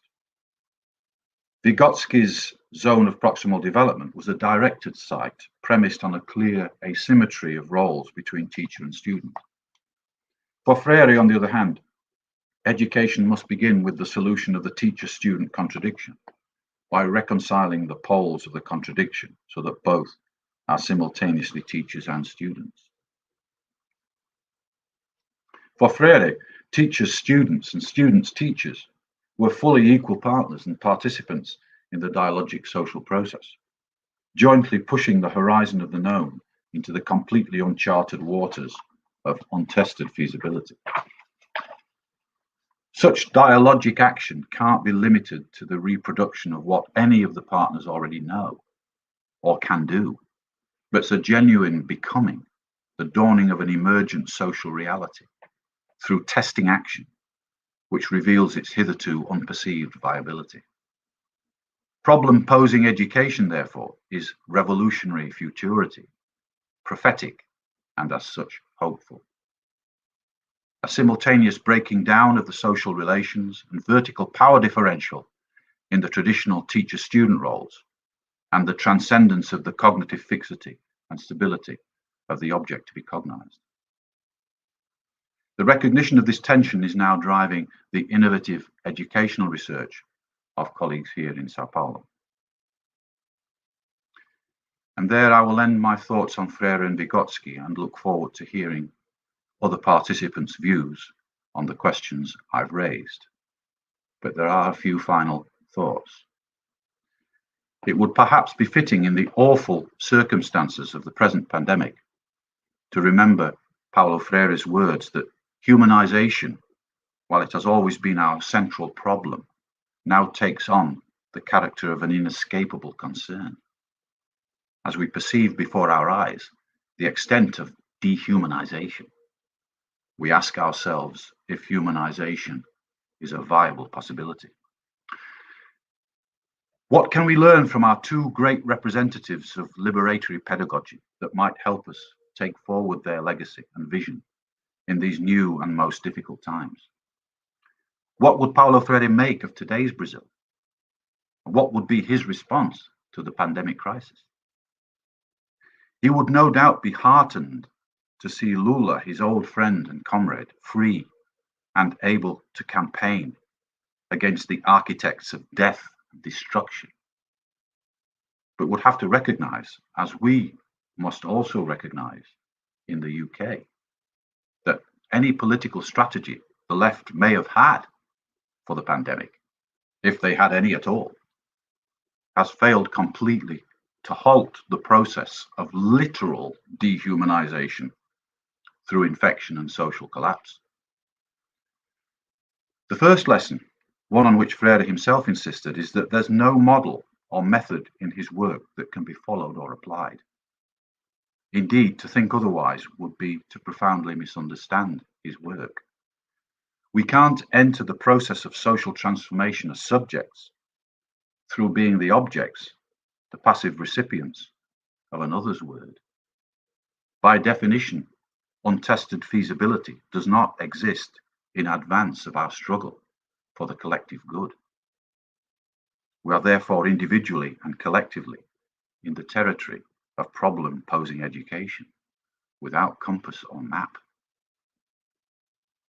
Similarly, from Vygotsky, we could take the clear principle that human development, collective and individual, starts from and within social practices that are not yet theorized and are not the expression or projection of pre-existing concepts or representations. There are drivers of social practice and rationalities to the forms and dynamic of social practices and social movements that spring from and gather strength from social needs and connectivities that can only be apprehended, understood, and influenced through participation and contribution. A starting point then is that we must not despair, but be prepared to learn open-mindedly from what's taking place and from what is not. A second point, perhaps, is that new forms of social activity have emerged and continue to emerge, and that we must attempt to join, amplify, or create those forms of action and communication, however basic they may appear, that in practice affirm our common humanity, which integrate our activities and communal resources into a broader, deeper engagement over the defense of our most basic human right, the right to life. In the UK, for example, school teachers apprehended a quite new danger. The fact that schools, their own workplaces, could amplify community transmission of the virus. And they came forward as defenders and protectors of life and the public good, refusing to comply with the premature reopening of schools after lockdown and forcing the government to back down on its plans. This is an intimation of leadership or hegemony in the Gramscian sense. The workers' movement taking the unassailable moral high ground beyond professional or sectional interests and issuing a rallying call to the people in the name of common humanity. But this initial impetus came to a halt for various reasons, and the UK government, in its corruption and criminality, has survived so far. I look forward to hearing your views on the crisis and the way forward. To the memory of Paulo Freire, to hope in solidarity. Muito obrigado.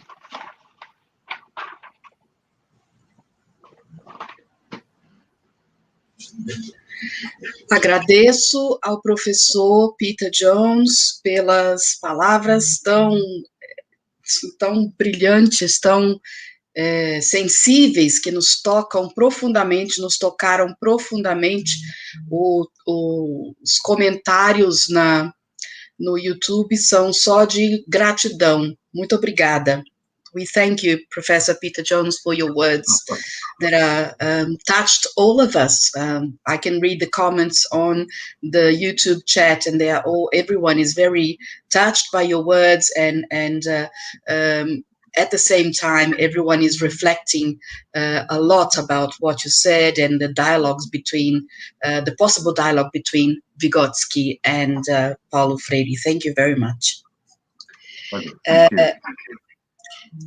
Agora eu gostaria de chamar a professora doutora Lisete Regina Gomes Arelaro, da USP, que é mediadora dessa mesa, da mesa dessa tarde, e que vai falar um pouco para nós sobre os dois textos, né, as duas discussões que nós tivemos, e em seguida nós teremos um espaço para perguntas. Professora Lisete, a senhora está com a palavra, muito obrigada. Boa tarde a todos e todas, a todos.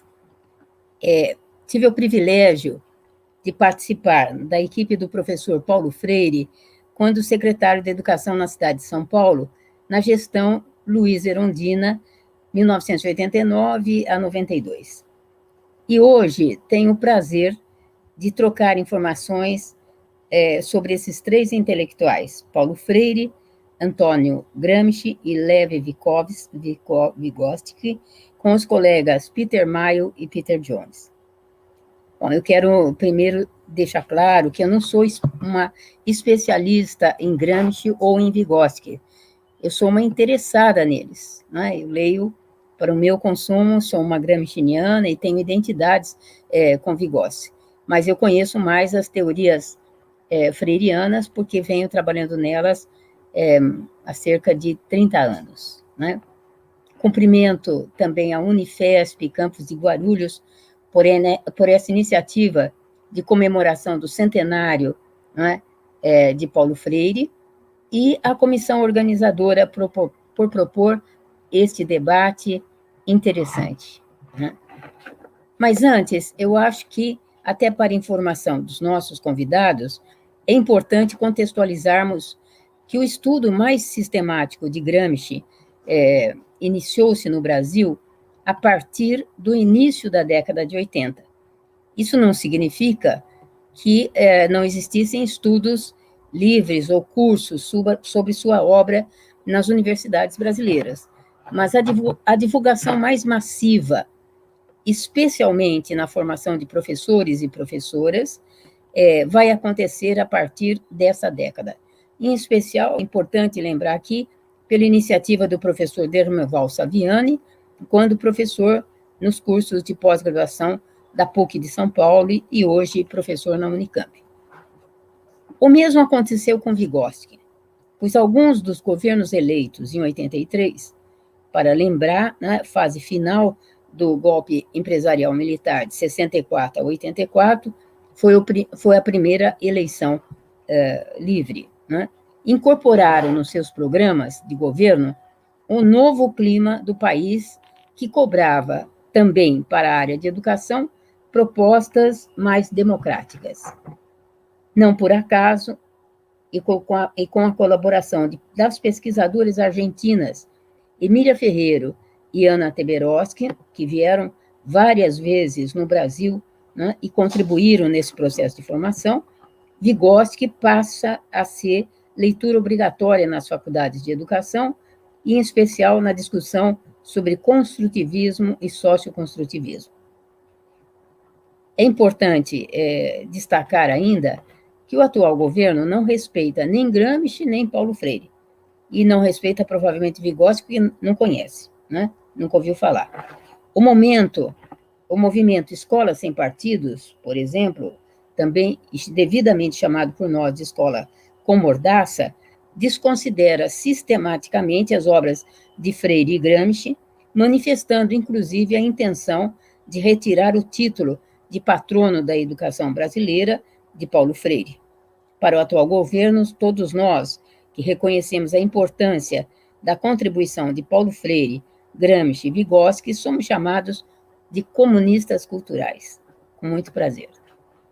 A partir da exposição dos dois professores que me antecederam, né, por sinal brilhantes exposições, do professor Peter Jones e Peter Mayo, escolhi destacar algumas convicções comuns que, a meu ver, estão presentes nos três intelectuais. Primeiro aspecto, o direito de todos à educação como elemento de luta pela justiça social. Pode-se afirmar que esses três intelectuais defendiam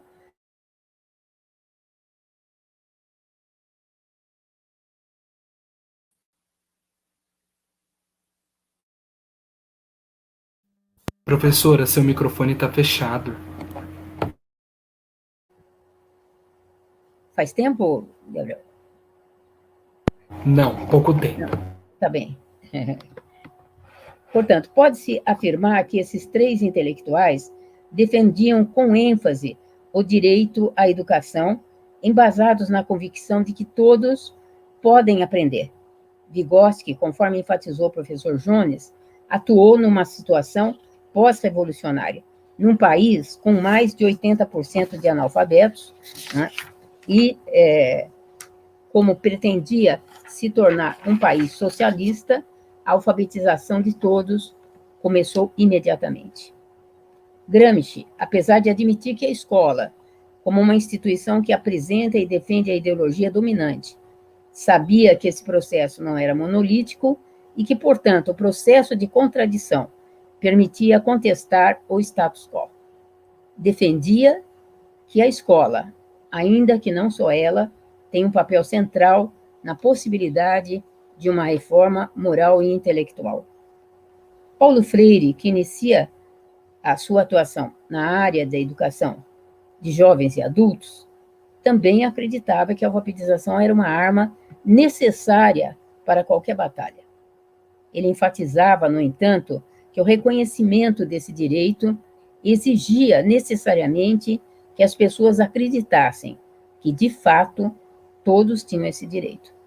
Para Freire, essa era uma opção política que implicava em admitir a necessidade de uma sociedade mais justa e igualitária, aspecto este nem sempre considerado quando as pessoas optam por esta ou aquela ação educativa. Um segundo aspecto era que os três eram marxistas. E é importante destacar que os três sofreram críticas sofrem críticas nessa área. Ainda hoje, alguns consideram Gramsci um marxista idealista, ou, para usar um termo da moda, um negacionista de Marx, um revisionista. Paulo Freire, enquanto marxista cristão, não é reconhecido como tal por muitos da esquerda, em especial o que nós chamamos da esquerda ortodoxa.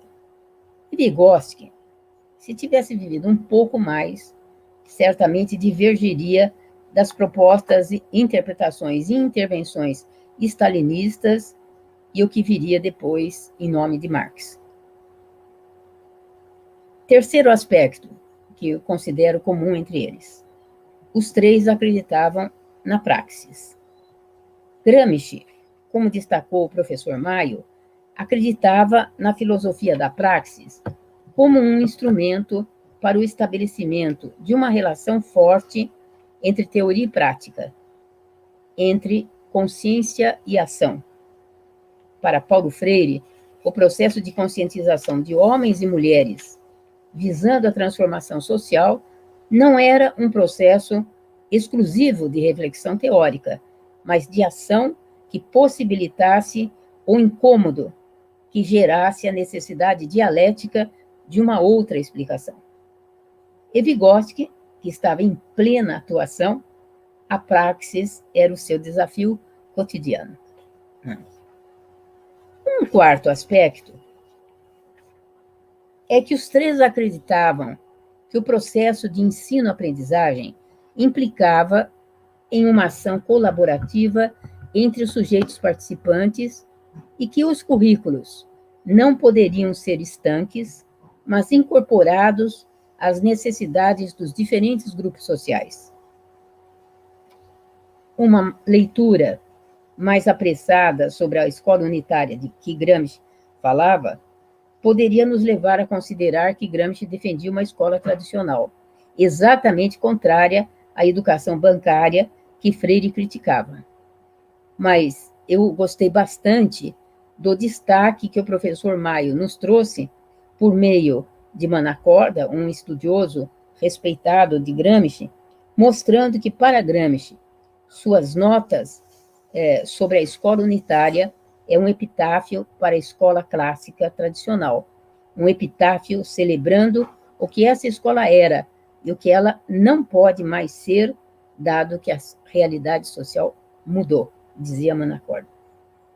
Vygotsky, como mostra de forma criativa o professor Jones, citando Dourade, que, como o foco de Freire é a ação social, enquanto o foco de Vygotsky é o pensamento social, os professores podem se beneficiar das duas abordagens, promovendo níveis mais elevados de pensamento, ao mesmo tempo que capacitam o aluno a superar a opressão.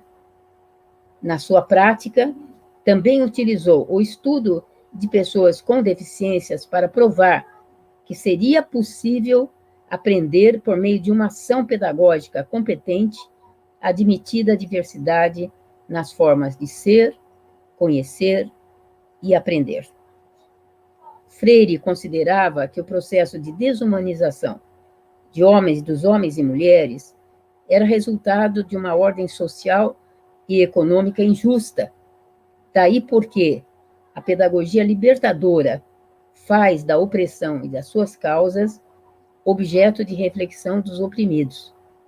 Esta pedagogia permite e prioriza o reconhecimento crítico da situação, cujo resultado, se bem desenvolvido, trará como resultado seu compromisso com sua libertação e, por tabela, com a transformação social. Essa é a razão pela qual Freire criticava a educação tradicional, que ele chamava de educação bancária. Freire foi muito criticado por se imaginar que ele defendesse o laissez-faire e não se importasse com os conteúdos curriculares. Não é verdade. Para ele, o necessário ensino dos conteúdos estaria sempre associado a uma leitura crítica da realidade. Ensina-se a pensar certo.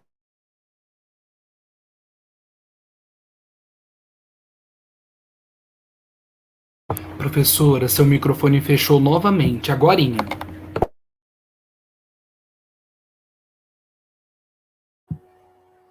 Desculpe. Ensina-se a pensar certo, dizia Freire, através do ensino dos conteúdos. Nem o ensino dos conteúdos em si, como se o contexto escolar fosse um espaço neutro em que os conflitos sociais não se manifestassem, nem o estilo do pensar certo desligado do ensino dos conteúdos. Né?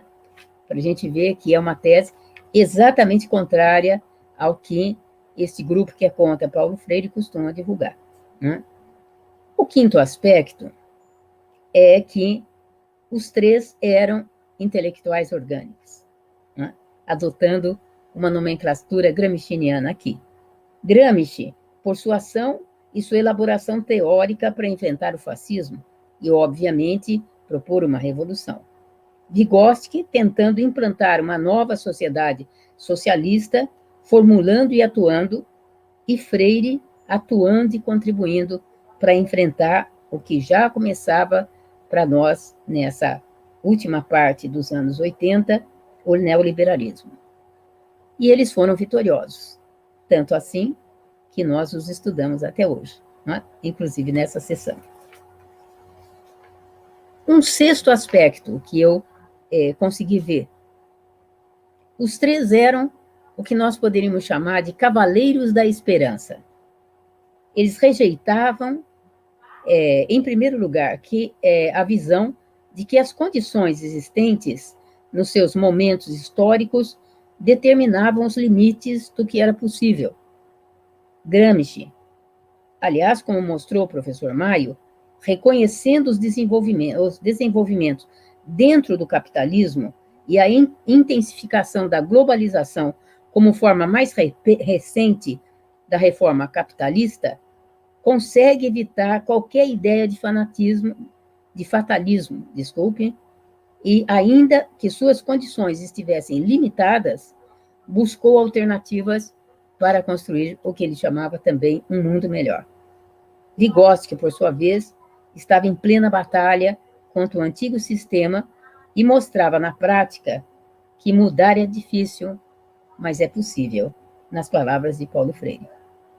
Freire, por sua vez, expressava sua convicção na transformação social por meio da conhecida frase: o mundo não é, o mundo está sendo, enfatizando a possibilidade efetiva de fazer diferente, de promover a mudança, de promover a humanização, ou seja, de alcançar o que ele chamava o inédito viável, né? Que são as nossas utopias.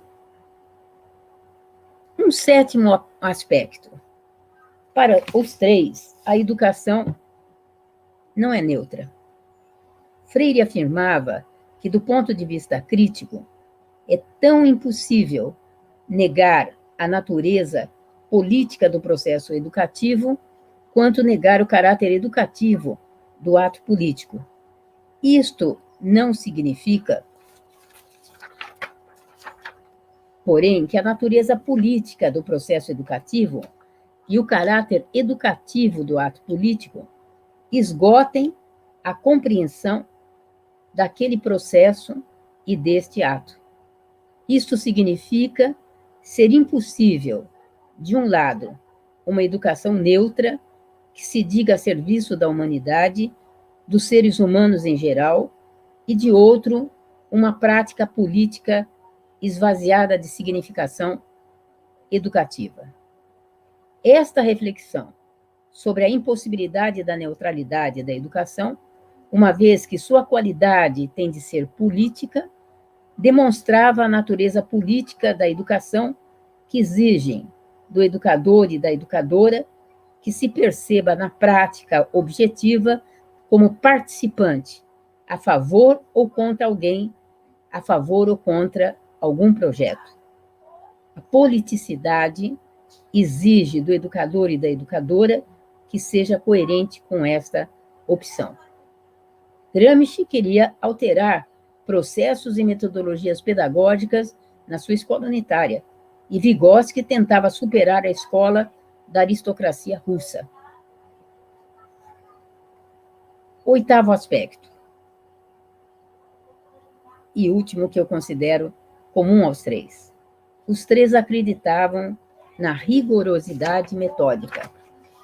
Para Freire, uma das tarefas principais dos educadores era trabalhar com os educandos a rigorosidade metódica com que deveriam se aproximar dos objetos cognoscíveis. E esta rigorosidade metódica não tinha relação com o discurso bancário, meramente transferidor do perfil do objeto ou do conteúdo.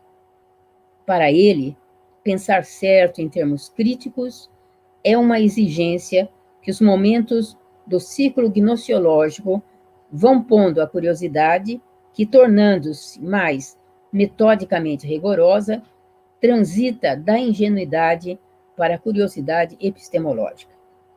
Vygotsky, pela sua própria formação científica, considerava essa rigorosidade como fundamental, ou mesmo podendo se afirmar sobre Gramsci em suas propostas do ensino. Mas há um aspecto, esses são os 8 pontos que eu acho que são comuns entre eles, mas há um aspecto que eu me permito afirmar não haver uma identidade entre os 3 autores, que é o conceito, as propostas de educação politécnica proposta em 1918 na Rússia. Certamente, Paulo Freire concordaria com esta proposta original, e Gramsci mesmo a defendendo, nunca teve a oportunidade de ver ou realizar essa experiência, permanecendo por isso, e eu diria para vocês que esta controvérsia predomina até hoje, entre nós, inclusive, né, sobre a relação educação e trabalho, educação e produção.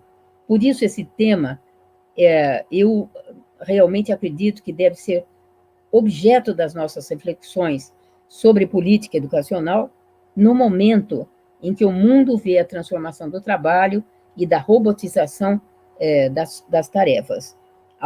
Alguns autores, inclusive, têm sugerido, né, que, na verdade, nós estamos, essa reengenharia do trabalho está levando a uma retailorização das tarefas, né? Eu escolhi aqui, agora, fora do texto, aí eu vou pedir licença, Sueli, vou só ler um pensamento do Freire aqui, que eu acho que os três autores concordariam, e que eu não coloquei no meu texto, que diz o seguinte: é da pedagogia do oprimido, portanto, um texto conhecido. O homem não pode participar ativamente na história, na sociedade, na transformação da realidade, se não for ajudado a tomar consciência dessa realidade e da sua própria capacidade para transformá-la. Ninguém luta contra forças que não entende. A realidade não pode ser modificada senão quando o homem descobre que ela é modificável e que ele o pode fazer. Eu espero que essas reflexões nos motivem a continuar estudando esses autores para podermos descobrir novos consensos entre eles e colocar em prática suas contribuições para a melhoria da qualidade pública, estatal, gratuita e laica. E, finalmente, para sermos coerentes com esses três militantes extraordinários e pelos mais de 400 mil mortos pela pandemia do Covid-19, consequência dos brutais cortes orçamentários para a educação, saúde, ciência e tecnologia, né, pelo aumento da miséria de brasileiros e brasileiras, pela falta de compra de vacinas em tempo hábil, pelo aumento do desmatamento da Amazônia e pelo controle ideológico das manifestações do pensamento, convido a todos e todas desta sessão para gritarmos em uníssono: fora Bolsonaro, é nossa proposta. Muito obrigada. E eu só faço uma observação. Para acompanhar, o professor Jones até menciona, às vezes, a dificuldade de encontrar alguns textos que realmente permitam entender melhor as propostas curriculares que foram desenvolvidas durante a gestão Paulo Freire. Então, para acompanhar esta produção acadêmica no período que Paulo Freire foi secretário e os documentos que informam estas propostas, né, eu estou sugerindo 2 sites para contribuir para todos que estudam e que querem saber um pouco mais sobre essa questão, que é a Cátedra Paulo Freire, da PUC São Paulo, né, www.puc-são-paulo.br, Paulo Freire, /Paulo Freire, e o Coletivo Paulo Freire, http www.coletivopaulofreire.org, para quem quiser conhecer melhor esse período incrível aqui da gestão de Paulo Freire na Secretaria de Educação. Muito obrigados a todos e um grande abraço. Vamos aos debates.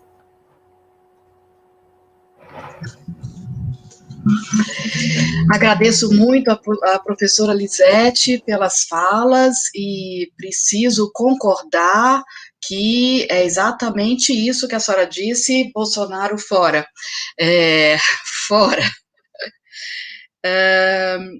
Eu vou agora pedir, nós vamos abrir para as perguntas. Eu peço à professora Luciana que traga de volta a professora Lisete, que vai nos ajudar com a mediação, né? A professora Suzana vai nos passar as perguntas que estão, até ainda agorinha não tinha pergunta no chat ainda, então vamos ver se nós já temos. Que eu vou falando aqui para vocês, tá? Tem que lembrar eles que não perguntar, não é, Sueli? Significa concordância total. E para os 3 autores, concordância total é impossível. Então, nós temos uma pergunta aqui que já foi traduzida pelo Gabriel em inglês, né? O rigor e eu vou retraduzir para o português para poder falar para vocês. Então, perdoem-me se eu não falar exatamente como está escrito no chat, no YouTube ou no Face. Então, o rigor metodológico é uma marca dos 3 autores. Essa é uma questão interessante, né, nesse momento de negacionismo científico, né? Seria possível comentar esse rigor metodológico? A outra pergunta é, qual a urgência de se discutir a pedagogia de Freire na formação, em cursos de formação de professores para professores especialistas? Essas 2 perguntas vieram. Eu não sei se as perguntas são para os professores Peter e Peter ou para... Acho que o professor Peter Mayo já teve que sair, peço desculpas, ele precisava sair às 4 horas, né, mas o professor Peter Jones está aqui, então eu não sei se a pergunta é para todos. A outra pergunta é... What would Freire perhaps say? I think the verb is missing. Yes. What would Freire say about the process of pathologizing in education? Então, esse processo de patologização na educação, o que Freire diria sobre isso? Eu vou passar essas 3 perguntas para os 2 professores, Lisete and Peter Jones. Peter, can you read the chat, the other 2 questions? I can read them in English. Oh, you can? Okay. So there are 3 questions. I will... leave it with you and Professor Lisete Arelaro. Thank you. Please, Professora Lisete, o professor Peter disse que a senhora pode começar, por favor. Bem, eu vou primeiro pegar aqui uma questão que eu acho que diz mais respeito à situação no Brasil, que é a segunda questão, sobre por que Paulo Freire seria necessário em cursos de formação, especialmente para especialistas. E vou lembrar que nós vivemos um momento bastante difícil na área de educação, né? Primeiro, vou lembrar, Paulo Freire é fundamental para lembrar aos nossos professores e futuros professores, primeiro, que a educação não é neutra. Segundo, que educação é um ato político. E terceiro, por favor, sobre a educação bancária. Porque, na verdade, nós caminhamos rapidamente no Brasil para uma uniformização curricular. Nós temos uma base nacional comum curricular e uma reforma do ensino médio, especialmente a reforma do ensino médio, que desqualifica a formação da nossa juventude, no qual realmente sequer a base proposta por eles, né, menciona alguma ideia do que seria uma educação integral, não é? Porque você tem um currículo que é proposto de mais de 100 páginas para português e matemática, e em 9 páginas reunido todas as ciências humanas, e em 10 páginas todas a área científica e técnica. Na verdade, eles foram incapazes, e nós sabemos bem essa intenção. Incapaz não quer dizer incompetente, é que há um projeto atrás disso. Não há menção à física, à química, à biologia, não há menção à história, geografia e artes. Isto não é psicologia ou sociologia, e isto não é casual. E, acima de tudo, hoje, o que se pretende com as reformas dos cursos de licenciatura, especialmente de pedagogia no Brasil. A proposta que está em discussão, aliás, que o Conselho Nacional de Educação acabou de formular, ela realmente desqualifica a formação dos professores. Ela quer que o professor, ao invés de ser sujeito e, portanto, mediador do conhecimento, um sujeito criativo, profissionalmente atuante, ele quer que nós sejamos repetidores das propostas que vierem prontas. Então, por conta, só relacionando essas poucas razões, eu diria para vocês que Paulo Freire é mais que necessário. Por isso que eles querem até que ele vetá-lo, tá certo? Porque quem não ameaça não precisa sofrer veto, né? Essa é a primeira questão. Vou para a segunda, porque aí acho que seria interessante discutir sobre o rigor metodológico, e depois eu acho que sobre a questão da patologização da educação, talvez o professor Jones possa contar um pouco a experiência de Vygotsky, com mais até competência do que eu. Mas vou falar também sobre o que entendo como patologização. Sobre o rigor metodológico, né? E eu vou começar pelo Paulo Freire, porque, de fato, quero dizer para vocês que levei Paulo Freire no meu curso de pós-graduação na Faculdade de Educação da USP, também para que ele falasse aos meus colegas que ele defendia conteúdos, e que não era verdade que trabalhar com temas geradores, que é um processo muito difícil, né? Porque a ideia do trabalho com projeto, que nem é tão moderna, nem foi o Paulo Freire que falou pela primeira vez, né? Ele não acontece até hoje no cotidiano escolar. E, portanto, não é assim, queridos, que era uma brincadeira de mau gosto que se costumava fazer, chegar em sala de aula e dizer, bom, gente, que vamos trabalhar hoje? Paulo Freire sempre alertava, falava, cuidado se você fizer isso, porque você precisa ser 10 vezes mais competente para poder abrir uma discussão sem que você tenha exatamente preparado a sua aula, né? Então, queria dizer isso sobre Paulo Freire. Sobre o Vygotsky, é evidente, né? A própria formação de base dele e o momento, a área que ele estava se dedicando é uma área que exigia, acima de tudo, um rigor metodológico, né?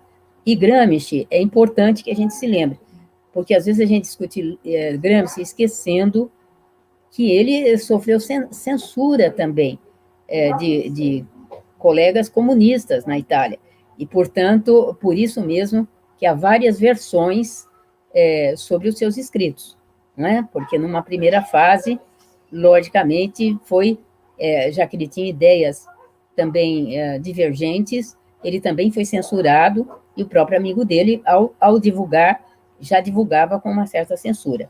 Mas não há dúvida nenhuma que o Gramsci tinha grande rigor metodológico para poder explicar exatamente o que ele queria dizer, seja quando você discute o processo de contradição, seja quando você discute blocos históricos, né? Quando ele está falando em guerras de posição, né? Ele exatamente tem um rigor metodológico bastante grande, uma análise política que, evidentemente, não se resume, como muitas das críticas também ao Gramsci são feitas por marxistas, que eu estou me permitindo chamar aqui marxistas ortodoxos, no sentido de que o que Marx escreveu não sofreu nenhuma modificação em todos esses anos, né?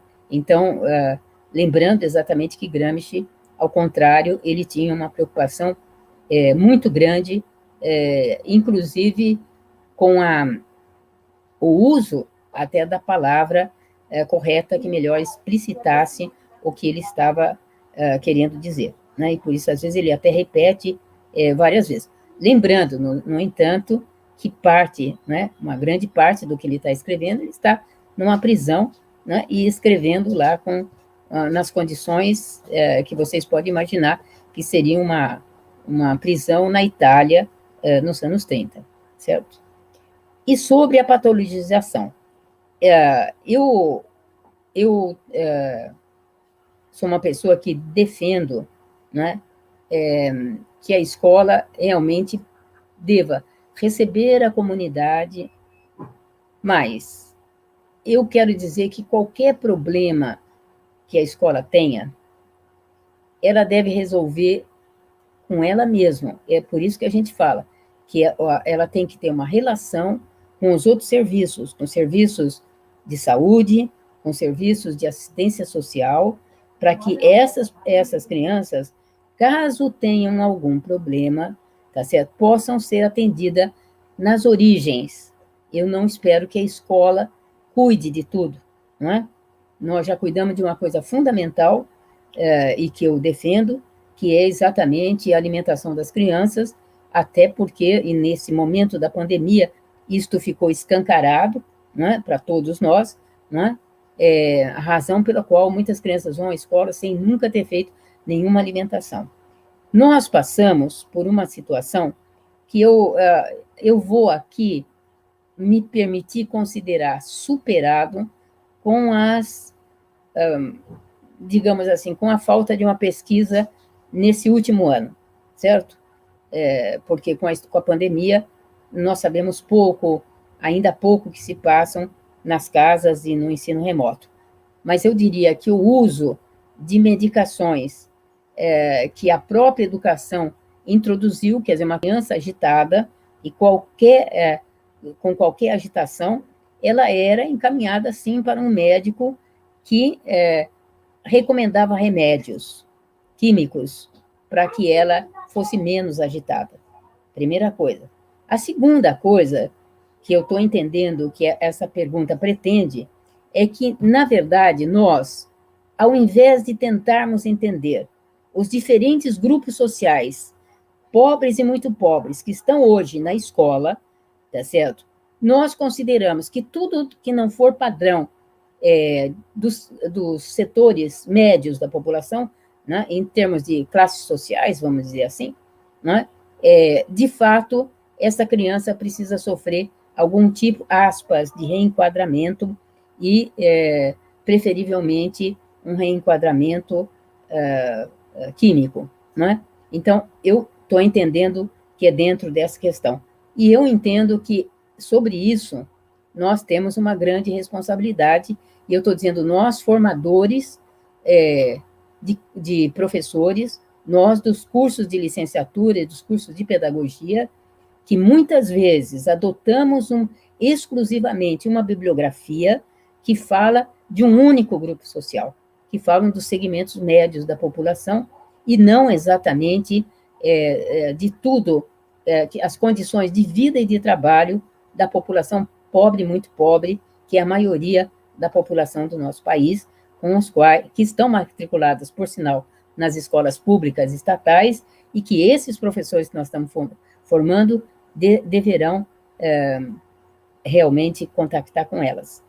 E eu termino dizendo, é por isso que a Constituição Federal, quando ela diz do nosso direito sagrado de docência, né, nossa liberdade de cátedra, ela também diz do nosso direito de ensinar, mas diz também do direito da criança de aprender.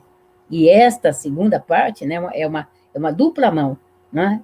E vou usar aqui o Paulo Freire, que nem sempre as pessoas gostavam quando ele falava isso, mas ele dizia, se a criança não aprendeu, é porque você não ensinou.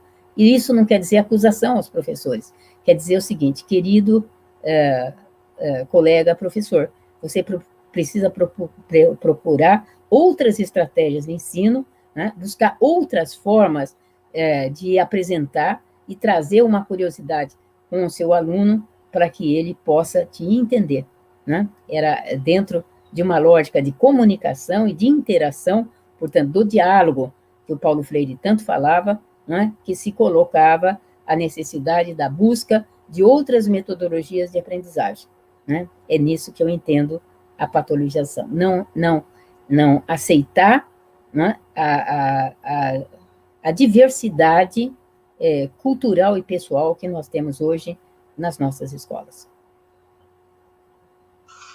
Obrigada, professora Lisete. Eu vou só traduzir a última frase, porque não deu tempo da gente digitar aqui, a gente estava digitando paralelamente. Imagina, professora, não tem que... Falarei mais devagar na próxima vez. Não está perfeito, foi perfeito, a gente conseguiu traduzir o conteúdo praticamente todo, eu só parei para agora no finalzinho, né? Mas a Susana também está ajudando. Professor Peter Jones, I think you might want to say a few words about these questions, and I just want to say the last bit that Professor Lisete said. She said that she understands this idea of pathologization as related to actions that perhaps are not being taken into account or perhaps are not strongly emphasized in school, and these are actions that are responsibility of the school and the teachers.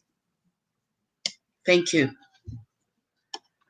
Thank you very much indeed, and thank you for all of that. Perhaps I can just say something briefly about each question, very, very, very briefly, as far as I can. Please do, please do. Thank you. I think in terms of the first question of methodological rigor,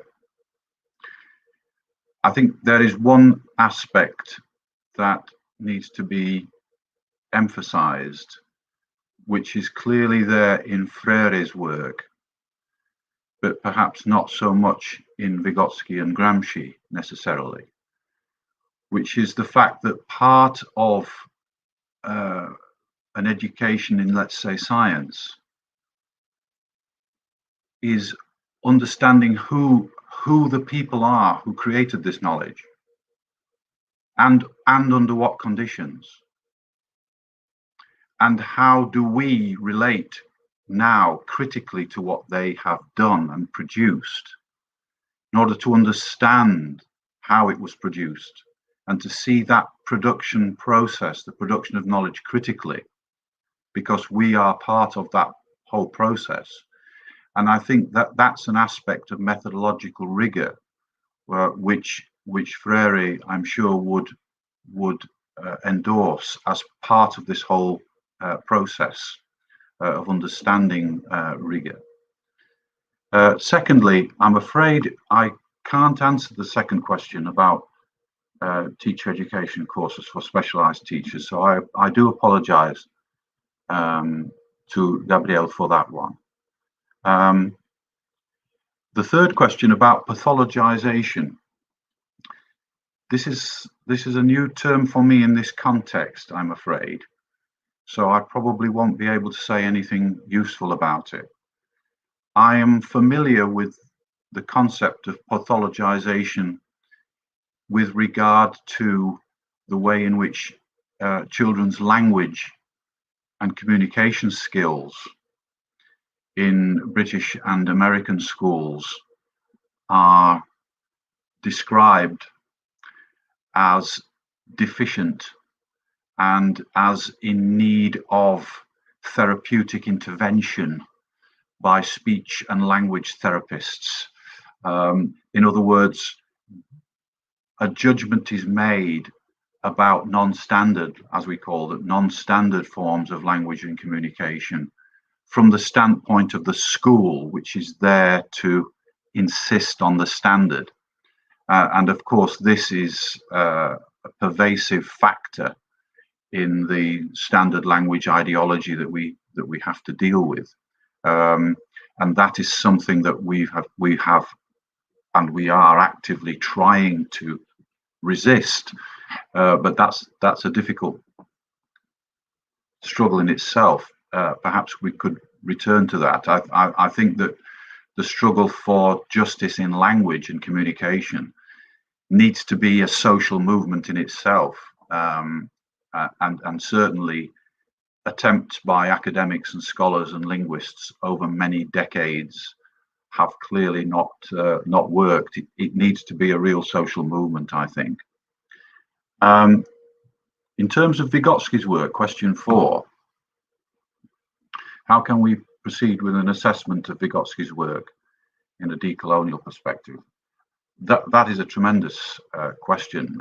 Thank you, Gabriel. And I would put that question to us all, because this is a very fundamental issue. All of the work needs to be looked at, right from basic principles, I think, and we need to look at the entire perspective of Vygotsky from a different perspective and be open to different views on this.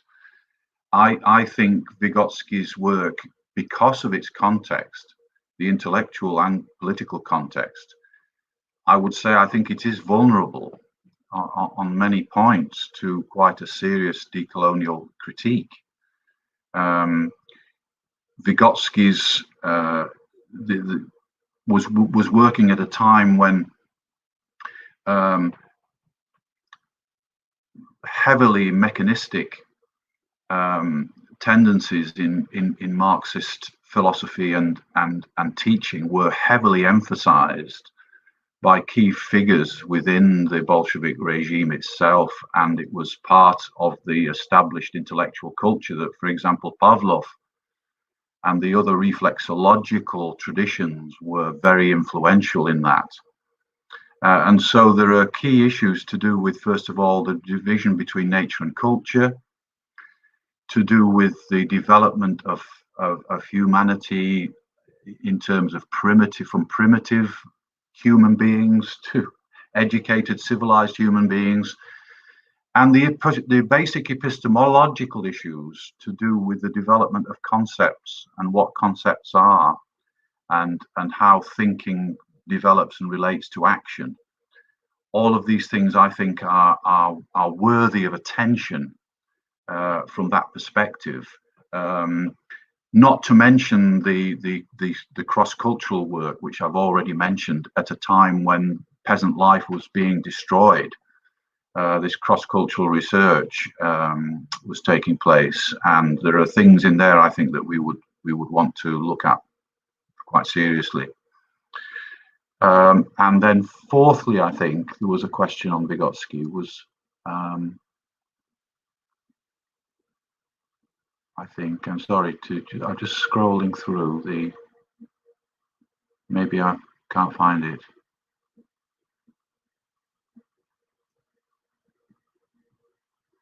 I think it was about which ideas in Vygotsky are most clearly express a Marxian view of practice. I think that was the question. And then again, that's a fantastic question. I have just found it. It is, in Peter Jones' opinion, which of Vygotsky's concepts in Marxian praxis is Marxian praxis more explicitly, or show Marxian? It is written is, but I think show or are related to Marxian praxis more explicitly. Yes, thank you. Well, I think the basic idea in Vygotsky, whatever the difficulties and whatever the detail, that human forms of thinking and action are rooted in historical social practice, and develop and change as part of humans' engagement with the world, and that this development is part and parcel of an interactional, communicational relationship between the people involved and engaged in that practice. That, I think, is the central achievement, I think, of the Vygotskyan work altogether, and clearly develops in an original way throughout Vygotsky's work the core insight of humanity as a historical creation and a historical development in that way, I think, which is absolutely central to Marx. In terms of Vygotsky's overall development as a thinker, as I said in my talk, we have to be careful not to. Vygotsky's death put a full stop to his life and his thinking. But this was a thinker that was a restless thinker. He was engaged in a very radical rethinking and reevaluation of all his work, and rejecting things that he'd said in the 20s, late 20s, early 30s. So we don't really know in that sense, what a Vygotskian psychology would have looked like if he'd been able to pursue those new ideas that were coming through and that were only very tentatively outlined in the later work. And certainly in the archive notes, there are some very radical departures from what is generally accepted to be key conceptual components of the cultural historical view. And so I think that is an open question, which I would be interested in other people's views on. Thank you. Thank you, Professor Peter Jones. I'm not sure if we have any more questions. I can't see any more here. Professora Lisete, não vejo mais perguntas aqui. Não sei se tem mais alguma coisa. Nós temos ainda 10 minutinhos, mas acho que nós conseguimos, quer dizer, vocês conseguiram responder a todas as questões que nós tínhamos colocadas. Eu chamo novamente o Gabriel, que vai, então, deixo vocês, então, com as últimas palavras, se vocês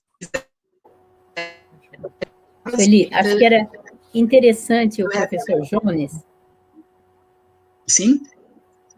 Saber que nós tivemos, e isso foi uma coisa muito dramática, houve um movimento nacional importante, porque as escolas estavam, eu vou citar aqui as escolas de Pernambuco, de Recife em especial, onde foi feita uma pesquisa, as escolas estavam distribuindo, especialmente escolas privadas, Ritalina para as crianças, que levantavam muito das carteiras, e etc., etc., e isto gerou uma situação também sobre a visão de patologização, que era demais, quer dizer, o próprio movimento natural, o movimento lúdico das crianças, passou a ser patologizado.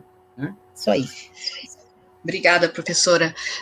Professor Peter Jones, Professor Lisete is saying that it's important that you know that here in Brazil we had a movement by some schools, especially private schools, that were prescribing or were referring students to doctors to be prescribed Ritalin.